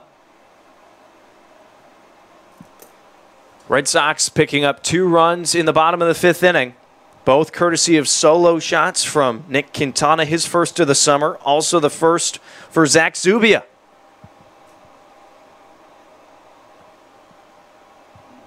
One away, and Jesse Franklin will dig in. The base is empty. Turansky's first offering dips away for a ball. Franklin so far, 1 for 2. Grounding out to Quintana at third base to end the first inning. Then lofted an RBI double in the fourth that plated the first Brewster run. 1-0 pitch, fastball hangs high. 2-0 the count on the three-man Franklin. This Whitecaps team just praying for victories. Picked up just win number 4 a couple of days ago. 2-0. Fastball nips the outside corner for a strike, 2-1. They pick up victory number 4 on July 1st. The idea, the mentality, thinking, hey, so what? We had a bad June. If we finish it off with a good July, we've got a chance to make the playoffs. 2-1 pitch from Turansky. That a fastball at the eyes. 3 balls and a strike on Franklin. Because, I mean, this is a Whitecaps team that struggled out of the gate last year. Turned it on at the right time. They inched their way into the playoffs. Got that 3 seed. And then went on a tear in August. Take home the 2017 championship. Turansky's 3-1. Fastball upstairs. 5-pitch walk issued to Franklin. He'll be over at first base with the dangerous Hunter Bishop striding to the plate. 1 away in the top of the 6th, 12-4 YD. In game number 19 for the Red Sox, 20 for the Whitecaps. Polar opposites in the East. YD in first. Brewster there in the basement. Bishop from the left side shows bunt and puts it down the third base line. Fielded by Quintana, but left of the line. Just goes as a foul ball. Surprised to see Bishop laying one down, especially the at-bat he had previously in the fourth. 2-run dinger that really got the Whitecaps on the board. Followed up by Cameron Eden's solo shot. Made it 7-4, and it seemed like Brewster was going to crawl its way back into this ball game. But the Red Sox have responded with 5 runs to give them an 8-run lead. Franklin off of first base. Bishop at the plate. Lefty-on-lefty matchup. Shows bunt again. This one gets away from Dyer. The bunt pulled back by Bishop. Franklin over to second base with ease. Tough break for Matt Dyer. Might have been a little bit distracted from the bat going in front of him from Bishop. Pitch was called a strike. So in a hole is Hunter. 0-2. Turansky trying to pick up out number 2 with his first strikeout. Franklin now takes his lead off of second base in scoring position. Turansky, lefty sets and deals a fastball just nicked back by Bishop to stay alive. Challenging him, the lefty center fielder for the Whitecaps. Leads Brewster with 7 runs batted in. Can pick up number 8 with a single here. Also leads the team with 25 strikeouts, trying to avoid that as well. Turansky sets, deals the 0-2, swing and a miss, strike 3, tag applied by Dyer. First K of the afternoon for Mitch Turansky, and there's 2 away in the 6th. Filthy from Mitch, drops it on the toughest hitter for the Whitecaps. It'll be Dom Canzone to dig in. Franklin still on second base. 12-4 lead for the Red Sox in the top of the 6th. Lefty on lefty once again. Mitch glances back at second a couple of times. Now fires home. A fastball plunks the hitter right in the back. Canzone will take first base the painful way. Now 2 aboard for Cameron Eden. Looked like that ball just slipped out of the hand of Turansky. And it puts Canzone on an empty first base, now occupied. Franklin on second. Cameron Eden to dig in. Hit that solo shot in his previous plate appearance. 1 for 2. Struck out looking to end the second inning. That against Nathan Wiles. He'll get his first look at Mitch Turansky here in the 6th. Tall lefty from Birmingham, Michigan. Looking in at Cameron Eden, the shortstop, with 2 on 2 outs. Here's the first pitch. Fastball that stays inside. 1-0 on the shortstop for the Whitecaps, wearing those teal uniforms. And a mound visit now for the Red Sox. Pitching coach and Matt Dyer will come in to chat with Turansky. Teal turquoise of sorts on the road uniforms for the Whitecaps. Color you can't miss. The Red Sox in their custom home whites, replicas of the Boston Red Sox uniform. Those, interestingly enough, on their caps, that YD logo taken from the Chicago White Sox. So a little bit of both of the MLB Sox teams sported here on the YD uniforms. In the top of the sixth inning, 12-4 lead for the Red Sox, a 1-0 count on Cameron Eden with 2 aboard. Turansky trying to work out of the jam. Glances back, now delivers, cut on and fouled over to the Red Sox dugout. A ball and a strike on Eden.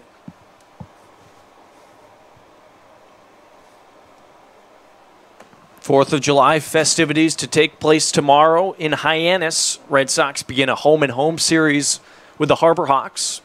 A good Hyannis team. They're second in the West. Turansky sets, deals the 1-1. Soft grinder, foul. Right back at Turansky, fields it, but that one looked like it got off the cleat of Eden. Painful as he grimaces walking around home plate. Count now 1-2 with 2 outs. Massey flew out to right. Franklin walked. Bishop struck out swinging, and then Canzone hit by the pitch. That's put runners at first and second. 2 outs. Whitey in control, up by 8. Eden will dig back in. Slightly inside-out stance from the right side. Turansky setting at the chest. And deals the 1-2. Lofted out into left field. This one sends Cotton back on his horse, looking up at the fence, and it's gone! A 3-run home run for Cameron Eden, his second of the ball game. The Whitecaps keep fighting back. It's now 12-7 YD. A 3-run homer from Cameron Eden. Just his second of the season, his second of the day, and that clears the base paths. Turansky just let that one hang a bit too much. Eden made no mistake. This ball game just keeps getting closer and closer. Every time it looks like YD's going to just charge away with this and cruise to victory, Whitecaps have come storming back. Justin Ammons will bat from the left side with 2 outs. No one on base in the top of the 6th. Turansky fires in. Strike 1 on the outside corner with a fastball. Ammons 1 for 2 today. Singling in the 3rd inning. The first hit that was allowed by Nathan Wiles. Just a soft grounder through the right side. And then also grounded out to Campbell. 0-1 pitch. This nabs the outside corner. Quickly 0-2 on the 7-man for the Whitecaps. Already 3 runs plated for Brewster, courtesy of Cameron Eden's second home run of the afternoon. Turansky along looking at Dyer. Now comes set. 0-2 pitch. Fastball outside. No offering from Ammons. Lays off of it to stay alive in the count.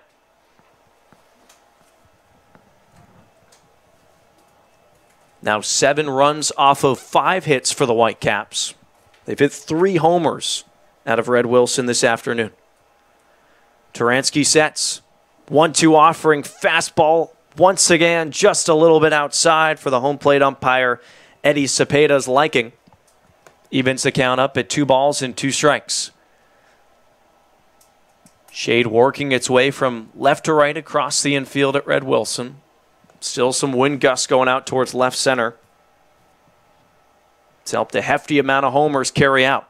Here's the 2-2 pitch. Grounded right back at Turansky. Backhands and tosses to Dashbonk at first to retire the side. But Cameron Eden cuts into the deficit once again. It's now 12-7 YD as we go to the home half of the 6th. You're listening to Red Sox Baseball on the Cape Cod Baseball League Network.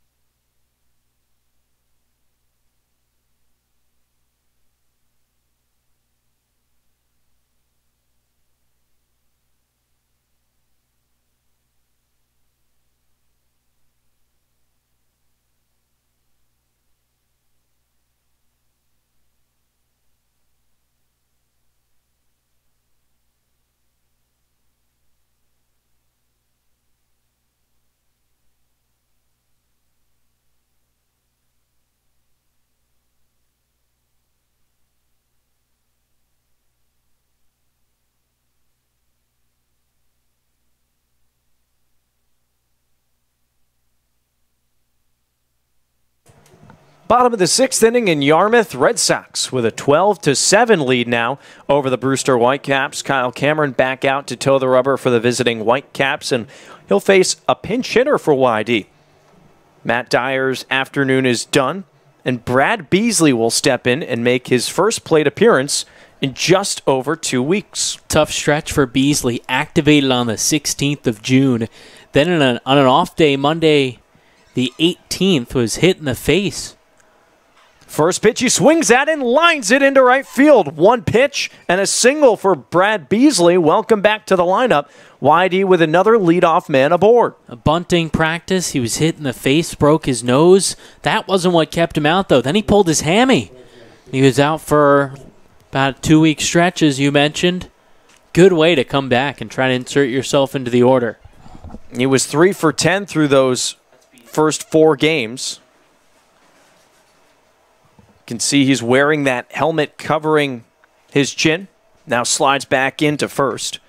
Zach Ashford at the plate with no outs in the bottom of the sixth. So just one pitch, and Beasley was sitting on that fastball. Put it out into right field. Now takes a lead off of first base. Cameron sets. Deals to Ashford. Fastball at the knees, a called strike. Seems like you could tell he was waiting for that first pitch for a while. It's big, especially to get out here on the Cape. Only be here 2 days before getting sidelined. So the only other Red Sox player we haven't seen because of injury, Gabe Matthews. 0-1 to Ashford. Soft grounder bounces on the lip of the grass. Fielded by Workman onto second. Over to first in time to get the speedy Ashford. 5-4-3 twin killing turn by the Whitecaps infield. Just like that, there's 2 away. Really nice turn. That ball hopped up on Workman kind of at that last second, but able to adjust. Catch it with the glove. Easy to flip on to second there. A great turn by Massey to get that throw to first. And a lot of high fives in the dugout for Beasley as he comes back from his teammates.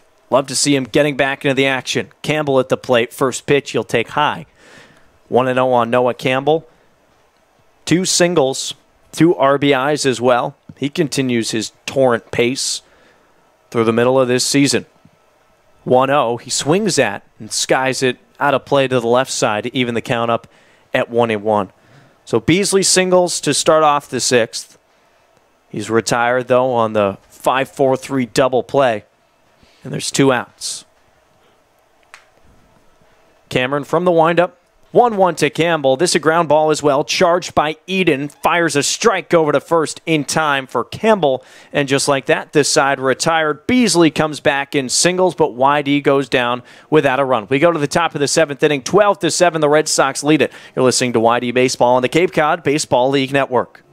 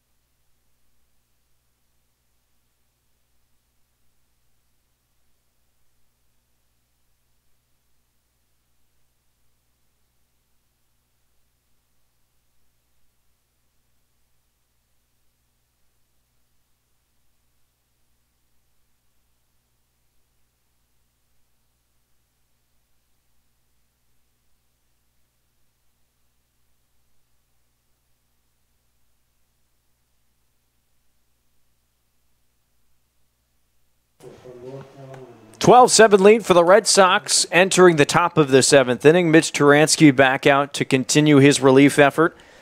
He'll face the bottom of the order for Brewster.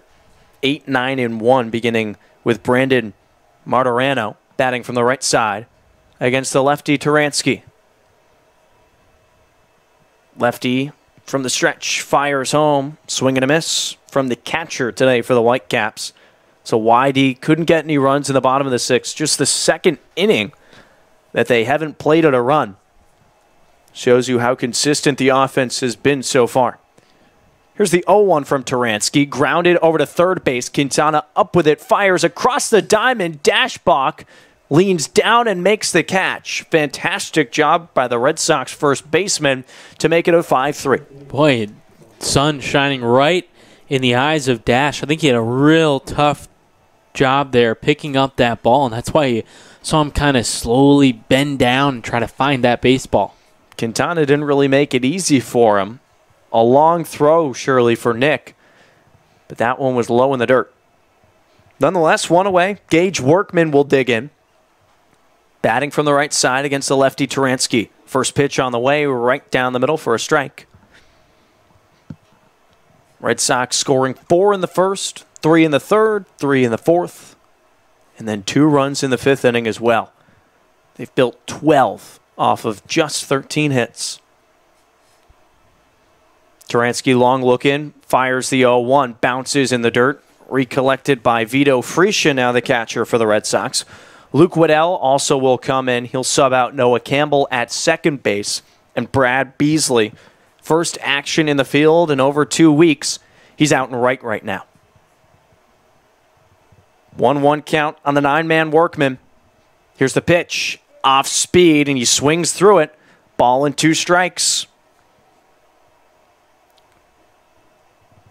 Workman struck out looking back in the fifth. Grounded out into a 4-6-3 double play that ended the third inning.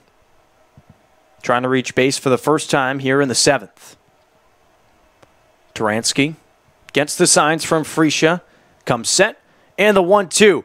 Fastball paints the outside corner. Called strike 3. Workman goes down by way of the K. And there's 2 outs in the top of the seventh. Turansky has done a nice job again bouncing back. YD pitchers have been tested tonight. I mean, the offense has been there, but they've also allowed 7 runs, and each has been put to the test. Wiles was able to bounce back after a rough fourth, and now Turansky doing a nice job after the tough 6th inning. Ray Alejo at the dish. He'll take ball 1 in the dirt. 2 away in the top of the seventh. No one on base. Red Sox up by 5. Alejo hitless today, 0 for 3. Fly out, a line out, and a strikeout victim in the fourth. Turansky leg kick, 1-0. This away, 2-0 the count on the leadoff man for the Whitecaps.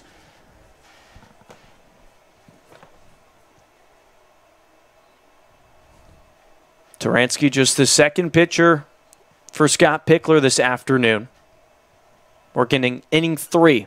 2-0 is drilled out to center field. Ranging to his left goes Ashford and makes the catch to retire at the side. 1-2-3 goes Brewster in the top of the seventh. YD out in front, 12-7. Listening to Red Sox baseball on the Cape Cod Baseball League Network.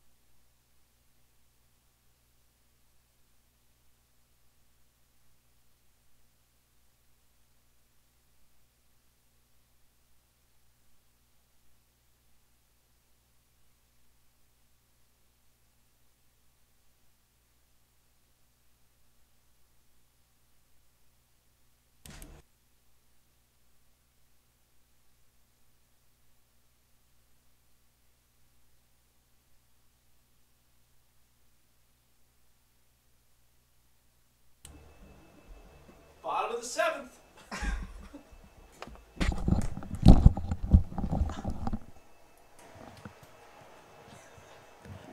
12-7 lead for the Red Sox as we go to the home half of the seventh inning. Andrew Dashbach will dig in against Kyle Cameron. Lets the first one fly by outside. Productive day for Dash at the plate. An RBI single back in the first. That plated the first Red Sox run. Since then, 2 groundouts. 1-0 on the way. That misses well outside. 2-0 the count on the 3-man for YD, who has a 5-run lead. 12 runs off of 13 hits. Respectively, the Whitecaps have 7 runs off of 5. They've also hit 3 homers. Cameron, the righty, to Dashbach. He drills this one to the left side. Workman up with it, throws across the diamond, just a step in front of Dashbach for the first out of the inning. And Quinn Cotton will stride up. Here for the Red Sox, this point in the game, you just want to keep the line moving. I mean, sure you want to score some more runs, but keep this ball game moving, especially with no lights on the field. Probably only about an hour left of play. Quinn Cotton at the plate. 1 out, no one on base. Cameron from the windup deals, and Cotton nicks it to the backstop. Just the 1 hit so far for Quinn. That came back in the first, the RBI single. Also advanced and scored on an E6 in the 4th inning. Having some fun here as the Red Sox explode offensively on a Tuesday. 0-1 to Cotton. He lays off of that tailing fastball away. Ball and a strike to the 4-man. We've talked about it a few times. Home and home with the Harbor Hawks coming up on the 4th of July tomorrow. Be back at Red Wilson on Thursday.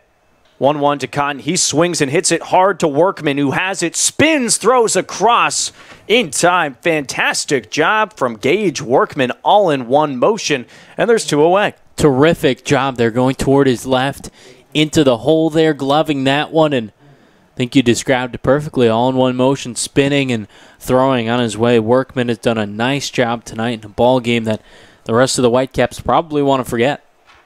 David Hamilton trying to salvage something here in the bottom of the 7th. Righty on lefty matchup with the reliever Kyle Cameron. First pitch, spoiled off to the left. Hamilton picking up another hit today. Got his first in a YD uniform on Sunday against the Gatemen. He scored 2 runs as well. 0-1. Fastball right down the middle, connecting for a strike. 0-2 on the Texas product, and Cameron just 1 pitch away from working a 1-2-3 inning.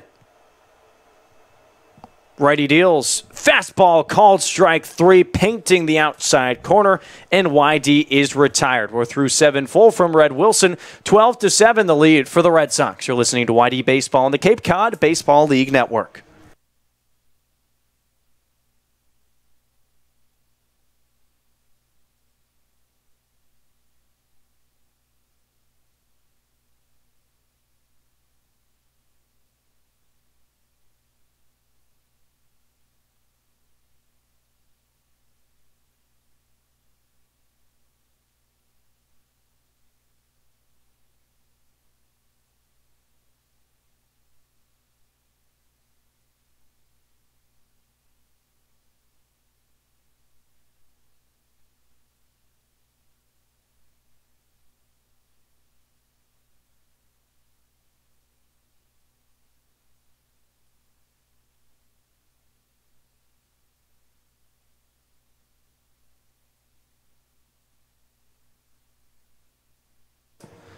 Schlegel and Schlegel Insurance Brokers Incorporated is located at 34 Main Street, Route 28 in West Yarmouth, Massachusetts. From auto insurance to home insurance, they are your spot to ensure all of your insurance needs are taken care of. Stop by or visit schlegelins.com to have your policy renewed today. Dana Gray and Brandon Pelter with you as we enter the top of the 8th inning from Red Wilson. 12-7 the advantage for the Red Sox over the Brewster Whitecaps in meeting 2 of 6 for this regular season of the 2018 summer. 2 squads tying back on June 19th at Stony Brook Field. Game that the Whitecaps came back to tie in the bottom of the 9th inning and had to end due to darkness. Each team snagged a point. But this one, Red Sox in control entering the top of the 8th. Mitch Turansky back out to pitch his 3rd inning of work. Initial offering on the way. Connects for a strike against Mike Massey. 2-hitter tonight for the Whitecaps, who's 0 for 3 with a couple of flyouts and a ground out, batting from the left side. Turansky, the lefty, setting at the chest. Leg kick, 0-1, dips low. Ball and a strike on the leadoff man here in the 8th inning for the Whitecaps. In a ball game that's been back and forth.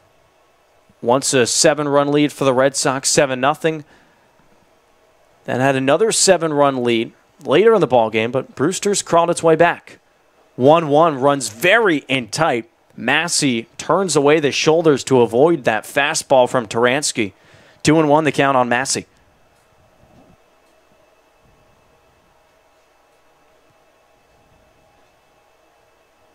Turansky working with Vito Frecia now behind the plate. 2-1 offering is lined foul over the stands on the left side. 2-2 count with no outs, no one on base. 12-7 lead for the Red Sox.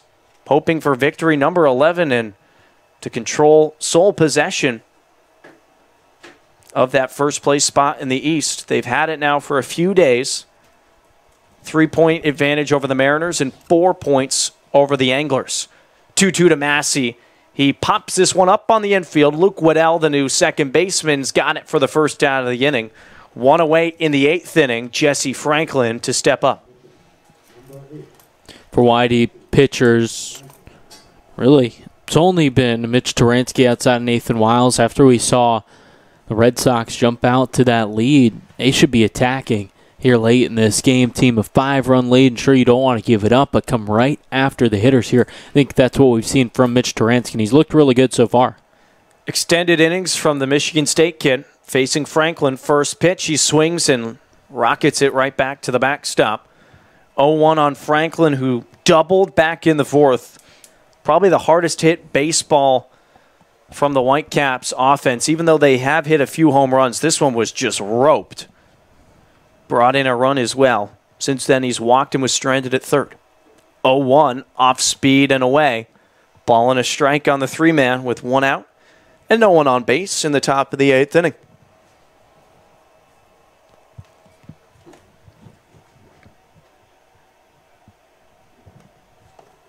Franklin digs back in. 1-1 pitch, off speed, and he swings over it.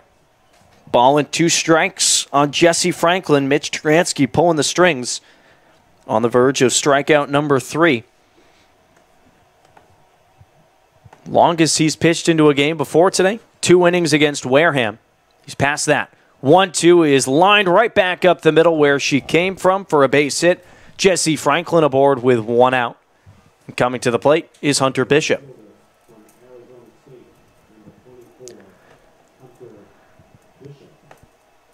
Bishop will dig in, having already hit that big 2-run bomb back in the 4th inning.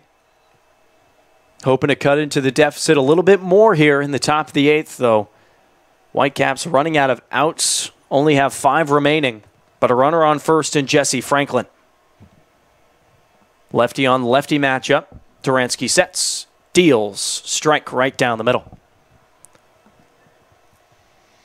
Bishop 1 for 3 day. First strikeout victim from Mitch Turansky. He also got Workman looking. That coming in the 7th. Spartan readies.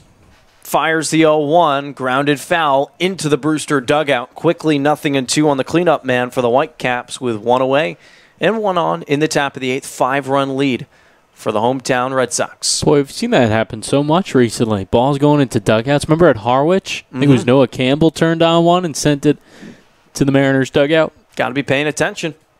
0-2 count to Bishop. Fastball a couple of inches off the plate. Now offering from Bishop a ball and 2 strikes. Whitey hoping to seal victory thanks to a lot of offense. 2 homers for the Red Sox. Quintana and Zubia going yard. 1-2. Bounces in the dirt. Frecia down on his knees to keep it in front of him. 2 balls and 2 strikes. We've also seen a few home runs, though, from the Whitecaps. And one of those 3 coming from Hunter Bishop, the guy at the plate. Cameron Eden, also 2 home runs. 4 RBIs.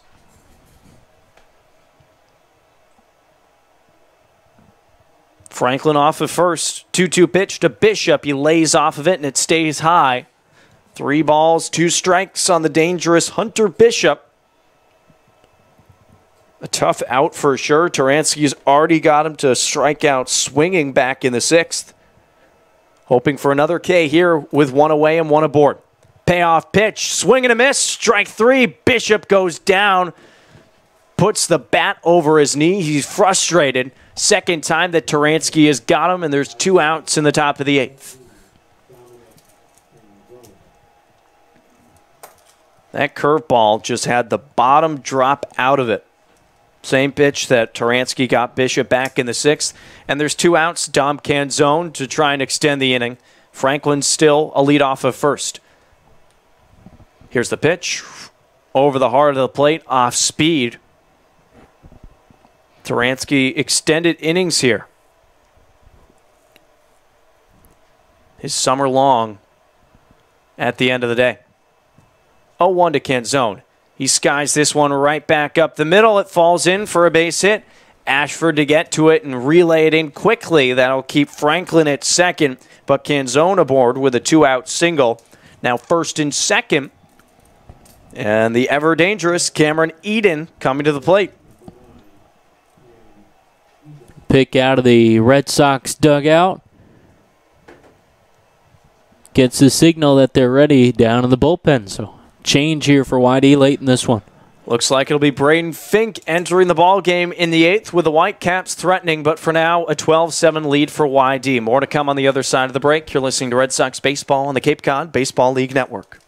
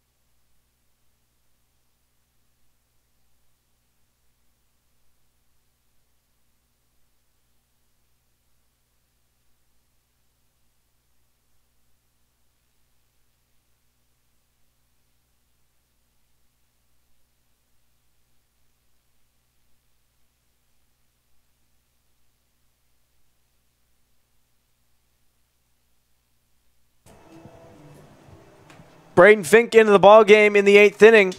Whitecaps with 2 aboard with 2 outs in the top of the 8th. 12-7 the advantage for the Red Sox, trying to shut the door on victory. 11, it'll be up to Braden Fink to make way of Cameron Eden, guy that's hit 2 home runs in his last 2 plate appearances, so not an easy task for the lefty from Oklahoma City. Certainly not. It's been a career day for Eden, who hitting .244 after going 2 for 3 today. Was really struggling coming in, so he's done well. Fink, out of Oklahoma, 28 relief appearances, a 1.71 ERA, 28 Ks in 21 innings pitched, and making his 5th appearance out of the pen for YD. He pitched in that Whitecaps game back on June 19th, went 2 innings, gave up 1 earned run off of a hit, also had a strikeout. Just need 1 out here in the top of the 8th inning. Has a 5-run cushion to work with. Canzone now on first base. He singled. Franklin also a base knock. He's at second base. And Eden in the righty box. Lefty Fink comes set above the belt. Looks back at second and delivers, cut on, fouled back. Strike 1. You mentioned appearance number 5, a 3.37 ERA through those 4 games. 8 innings pitched, 7 strikeouts, and 5 walks given up. by the 6', 225 lefty. 0-1 count into the motions. Here's the pitch. Fastball runs in tight. Evens the count up at 1-1. Ammons is on deck. Should Eden extend this 8th inning for the Whitecaps. Trailing by 5 runs, though. They've rallied every single time that Whitey has punched. Trying to counter here once again. 1-1 pitch. Fastball nabs the inside corner. Eden doesn't like it. Emphatic call, though, by Eddie Cepeda, the home plate umpire. Now just 1 pitch away for Braden Fink from getting out of the jam. At this point in the game, you better be swinging the bat. I mean, late in the game, trailing 12-7. Get it off your shoulders. 1-2 offering to Eden. High and out of the glove of Freesia. He's to the backstop to get it. Both runners will advance with ease. Now 2 in scoring position. 2-2 the count now on Eden. A mishap for Vito Freesia. That ball just popped up high. Vito not able to get the glove up there in time, although in my book, that's still a wild pitch. I think for sure. And Freesia, he's got the height. Just a little late to get up out of the crouch. Now 2 balls and 2 strikes. Franklin 90 feet away. Canzone a hefty league off the middle bag. Eden in the righty box. 2-2 from Fink. Soft dribbler into Hamilton. He's got to charge it. Throws over to first. Brings Dashbog off the bag. Not in time. 1 run scores. Eden aboard with an RBI. And it's now 12-4 Red Sox. So they say the throw took Dash off the bag. I mean, a terrific play diving off to keep that one in front and keep the run from coming in. Another run coming in at third. So the inning continues. Canzone over to third. Eden, he'll take the hit and move over to first base. 8th run of the ball game for the Whitecaps. Now just a 4-run advantage for the Red Sox. It gets slimmer. And Justin Ammons at the plate. Bats from the left side against the lefty Fink. Long look at first. Deals a fastball at the knees, a called strike. Sam Kessler off to our left, warming in the Red Sox bullpen. Should he be needed here in the 8th or even to shut the door in the 9th. 0-1 from Fink. That in tight. Ball and a strike with 2 outs.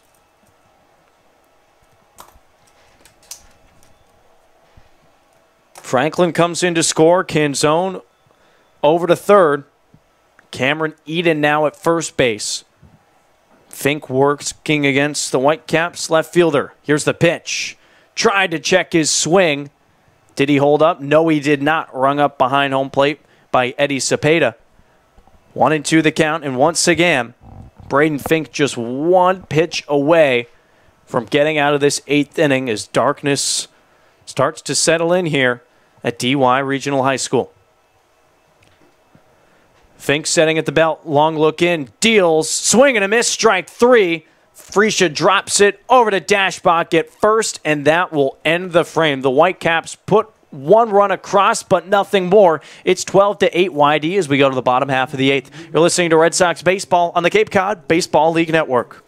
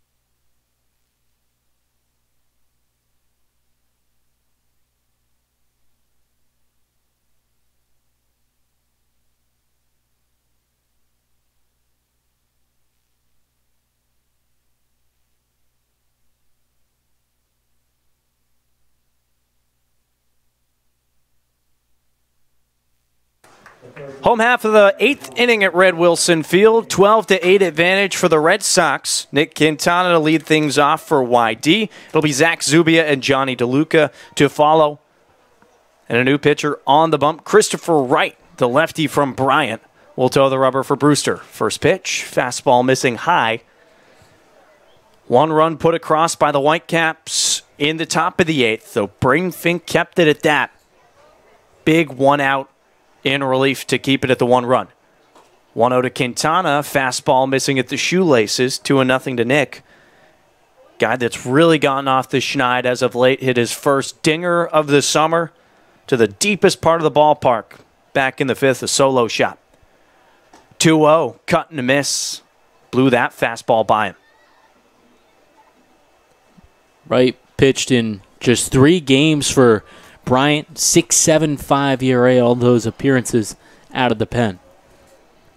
Lefty sets, steals the 2-1, pulls the strings off speed, catches the outside corner. 2 balls and 2 strikes to Quintana. Red Sox haven't scored a run since the 5th inning, though. They haven't needed much more. They lead by 4. 2-2, swing and a miss, strike 3. Fastball past Quintana. And a strikeout to begin the outing for Chris Wright. He's played 17 games for Brewster.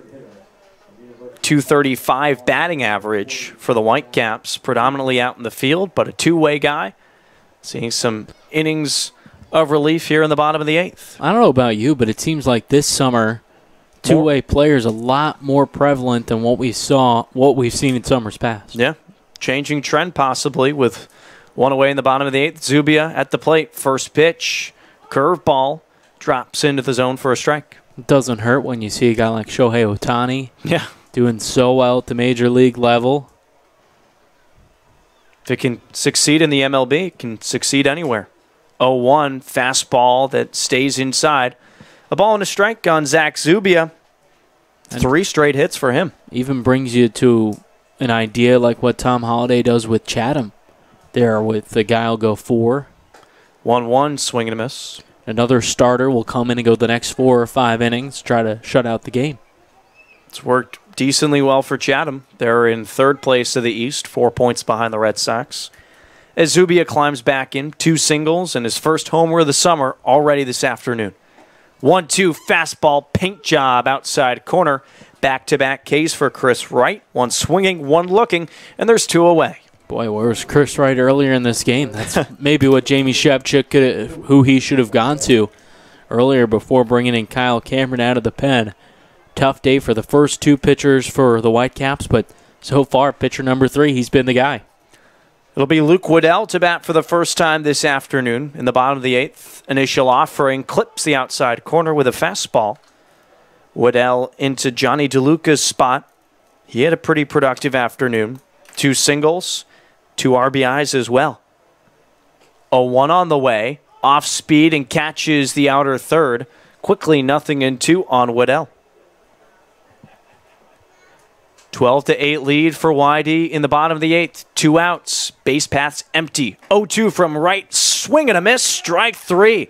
Chris Wright enters the ball game and strikes out the side. We go to the top of the 9th. Red Sox in control. You're listening to YD Red Sox Baseball on the Cape Cod Baseball League Network.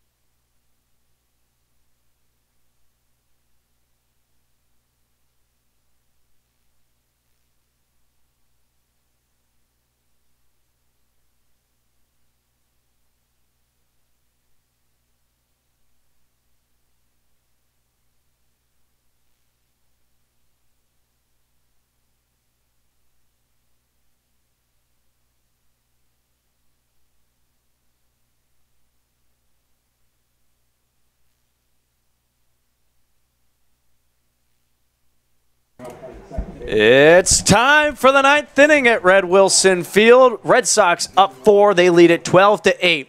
3 more outs remaining for the Whitecaps. 3 more opportunities for Braden Fink to put his stamp on this ball game and close it out for YD.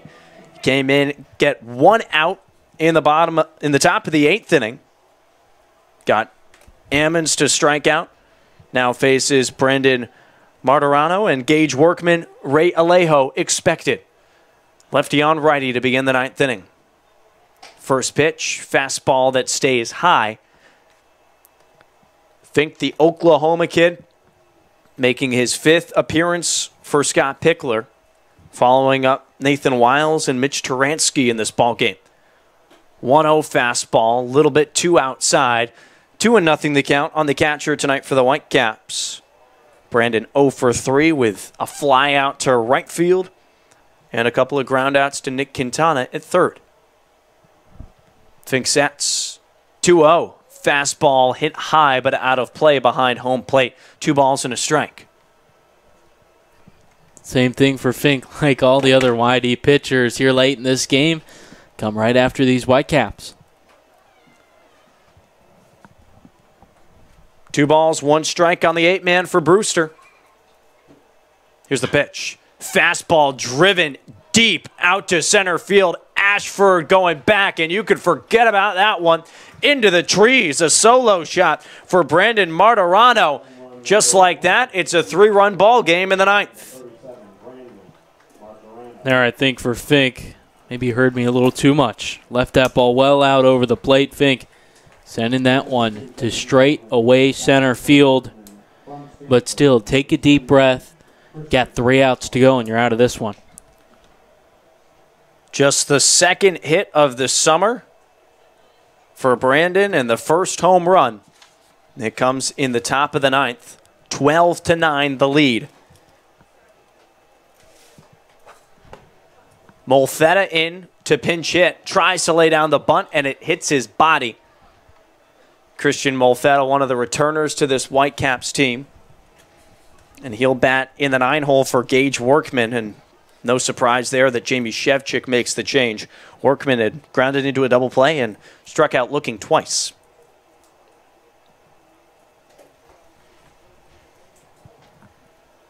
Molfetta from the right side.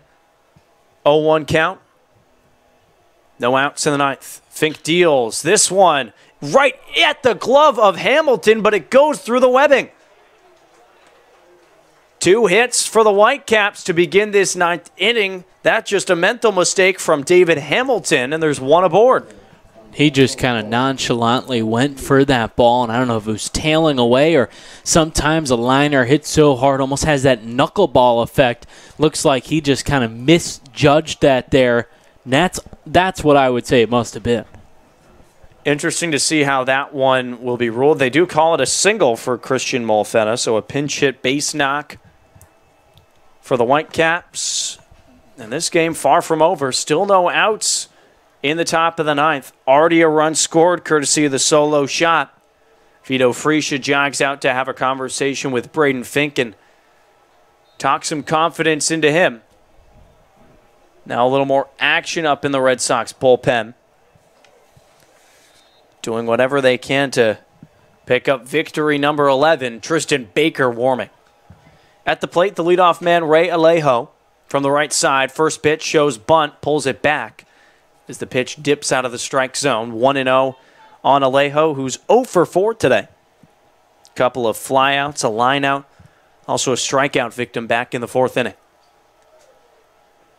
Fink gets the signs from Freesia, deals the 1-0 on the outside corner for a strike. 1-1. Alejo still thinking bunt there, just pulled it back. Molfetta singling in the spot of Workman. He leads off of first base, held on by Dashbach. 1-1 pitch, trails low at the shoelaces. 2-1 on the leadoff man for the Whitecaps. Mike Massey is on deck. He's 0 for 4 as well as the Whitecaps trail by 3. Fink sets 2-1 on the ground to Koss at second. Over to Hamilton for one. Bounces it over to first, and that gets away from Dashbach. Cruising into second will go Alejo as the ball goes out of play. But the Red Sox do get the first out of the ninth inning. So think Alejo is going to reach on the fielder's choice, and then he advances to second base on the E6. Tough ninth inning for David Hamilton. Has that liner go right through his glove. Errant throw to Dashbach at first puts Alejo into scoring position, and Scott Pickler across the third base line, possibly making a change. Tristan Baker has been throwing in foul territory in the bullpen for the Red Sox for a few minutes now. Scott Pickler will converge with the entire infield just to make sure everyone's on the same page and probably buy Baker a few more minutes. Heck, this is a save situation now. 3-run ball game. It just seems like Whitey has been in so much control that it can't possibly be so close, but it's what we got. Pick still talking things over. Now the call to the bullpen has been made. It will be Tristan Baker's ball game to finish. We'll see if he can close it out in the ninth. On the other side of the break, you're listening to Red Sox Baseball on the Cape Cod Baseball League Network.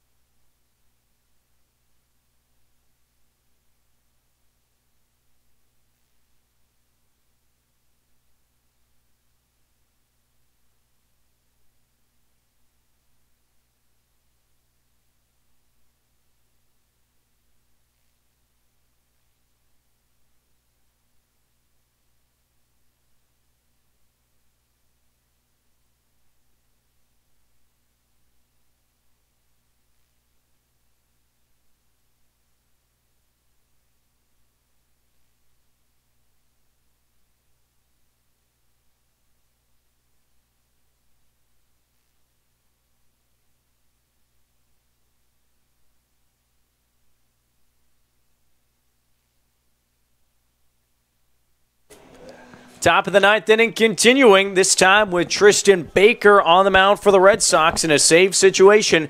It's 12-9 YD the lead. Brewster already put up one run here in the ninth with a solo shot and a runner on second.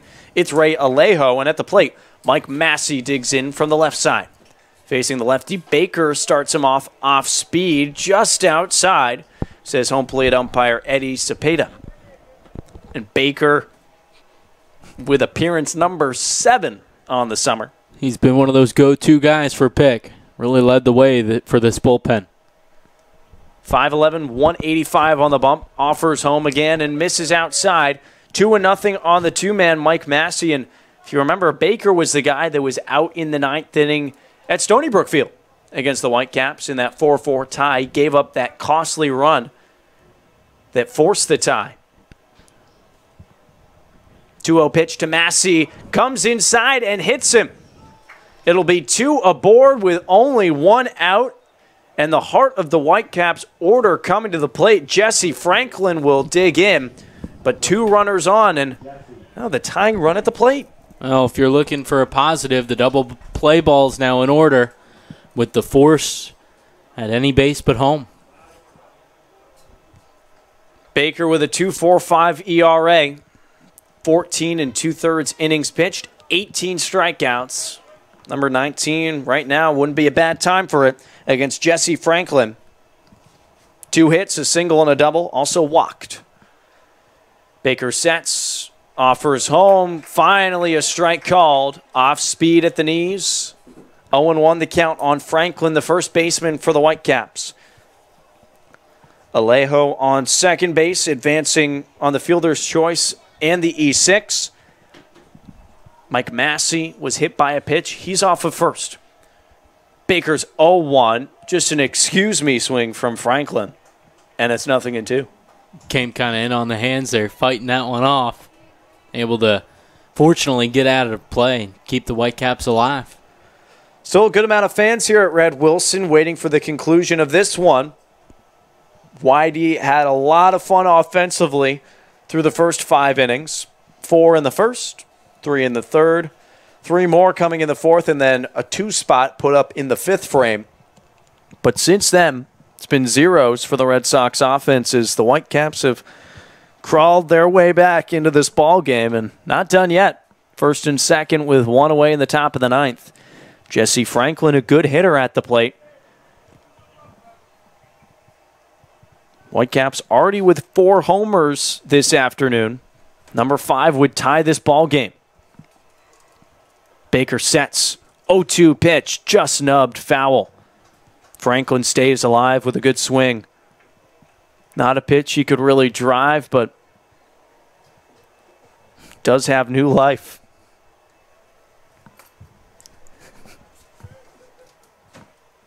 First and second, 1 out. Franklin, the lefty, facing the lefty Baker. Glances at second. Takes another and fires home the 0-2. This one driven out into the gap in right center field. Ashford to get to it. Being waved around third is Alejo. No play at the plate. It's a 2-run ball game thanks to the RBI single from Jesse Franklin. I think that the Whitey team needs to do a little bit better job of communicating. Koss might have a play at the plate there. And now Hunter Bishop digs in. One of the best hitters for this Whitecaps team. Already a home run. A 2-run shot that came back in the 4th. Now just a 12-10 lead for the Red Sox. Baker trying to close the door. Lefty sets to the belt. Comes home. This one popped up on the infield. Infield fly rule in effect. Baker under it, and they'll just let it fall. Infield fly rule was already called, so it is an out. Some fans in the stands that don't know baseball too well freaking out a little bit for a couple of seconds. That's exactly right. But it's okay, guys. There's 2 away. 2 outs. Yeah, that's exactly right. The field umpire, Tyler Bullock, immediately calling that infield fly rule. No doubt about it. Dom Canzone now with 2 outs in the 9th inning will plate. Tying run is at first base, represented by Jesse Franklin. Mike Massey has a lead off of second. Lefty Baker fires home, misses away with a fastball to start off the at-bat against the designated hitter for the Whitecaps. 1 for 3 today with a single in the 8th. Was also hit by a pitch. Came around to score in the 6th. Baker in a big spot in the top of the 9th. Looks back, fires home the 1-0. Fouled off in and out of the glove of Freesia. Ball and a strike. Cameron Eden is on deck. 3 for 4 day for him with 2 homers. Though Baker hoping he doesn't have to face him. He's got a 1-ball, 1-strike count on Dom Canzone with 2 outs in the 9th. 2-run lead for the Red Sox. Baker into the motions, 1-2, trickles away. Moving right to left is Freesia to keep it in front of him and keep that tying run from advancing into scoring position. Yeah, that huge there. Nice job by Freesia behind the dish. Baker, the Western Carolina product, gets the signs from Freesia, the Hofstra kid. They agree. And Baker comes set right below the belt. Here's the 2-1 pitch. Fastball in tight. Just an inch away from touching the jersey of Canzone. That would have made him loaded. Luckily for Baker, it's just a ball, 3-1 with 2 outs. Massey off of second base, Franklin off of first, darkness falling at Red Wilson, and time called by Dom Canzone. For a moment, he'll dig back in, trying to help continue this ninth inning for the Whitecaps. Baker sets, 3-1, soft grounder back to Baker. He fields, throws across the diamond, and they got him! The stretch from Dashbach into fair territory, and that will do it. The Whitecaps rally comes up just short in the ninth inning, and the Red Sox win it 12-10. What a play. We've seen the YD pitchers make some incredibly athletic plays there. That one, chopper up the first base side and was able to get to it somehow, spun and made the just about perfect throw. So the story of this one is offense. Red Sox put across 12 runs off of 13 hits. All of those 12 runs coming in the first 5 innings, but a couple of big swings for a couple of Red Sox players. No more important than Nick Quintana's solo homer. And you mentioned it at the time, Brendan. It didn't play like a big run then at the time, but looking at the scoreboard now, surely good that Quintana and Zubia hit those back-to-back homers. No doubt about that. That's why you keep the offense churning. That's why you don't take your foot off the gas pedal, because you'll never know what situation you end up. I mean, imagine if YD, after the third inning in that 7-0 lead, sat back. Brewster responded with 4 runs, and they just kept fighting. I think you really have to tip your cap to this Whitecaps team that has had a slow start to the season, but they've proven, I think, tonight and through some other close games as of late that you can't overlook the Whitecaps. Red Sox continue on into first place. They're now 11-6-2 with 24 points. That's tied for the best across the Cape with Wareham in action right now. And the Whitecaps fall to 4-14-2. They stay in the basement of the Eastern Division. Red Sox back in action tomorrow at McKeon Park. Begin the home-and-home series with the Hyannis Harbor Hawks the 4th of July. Should be a really, really fun day. Lots of festivities, fireworks to come at McKeon Park, and YD looks to make it 4 in a row tomorrow. But for now, the final from Red Wilson, 12-10. The Red Sox win it. For Brandon Pelter, I'm Dana Gray saying so long. Enjoy the rest of your July 3rd. We'll see you for the 4th tomorrow afternoon.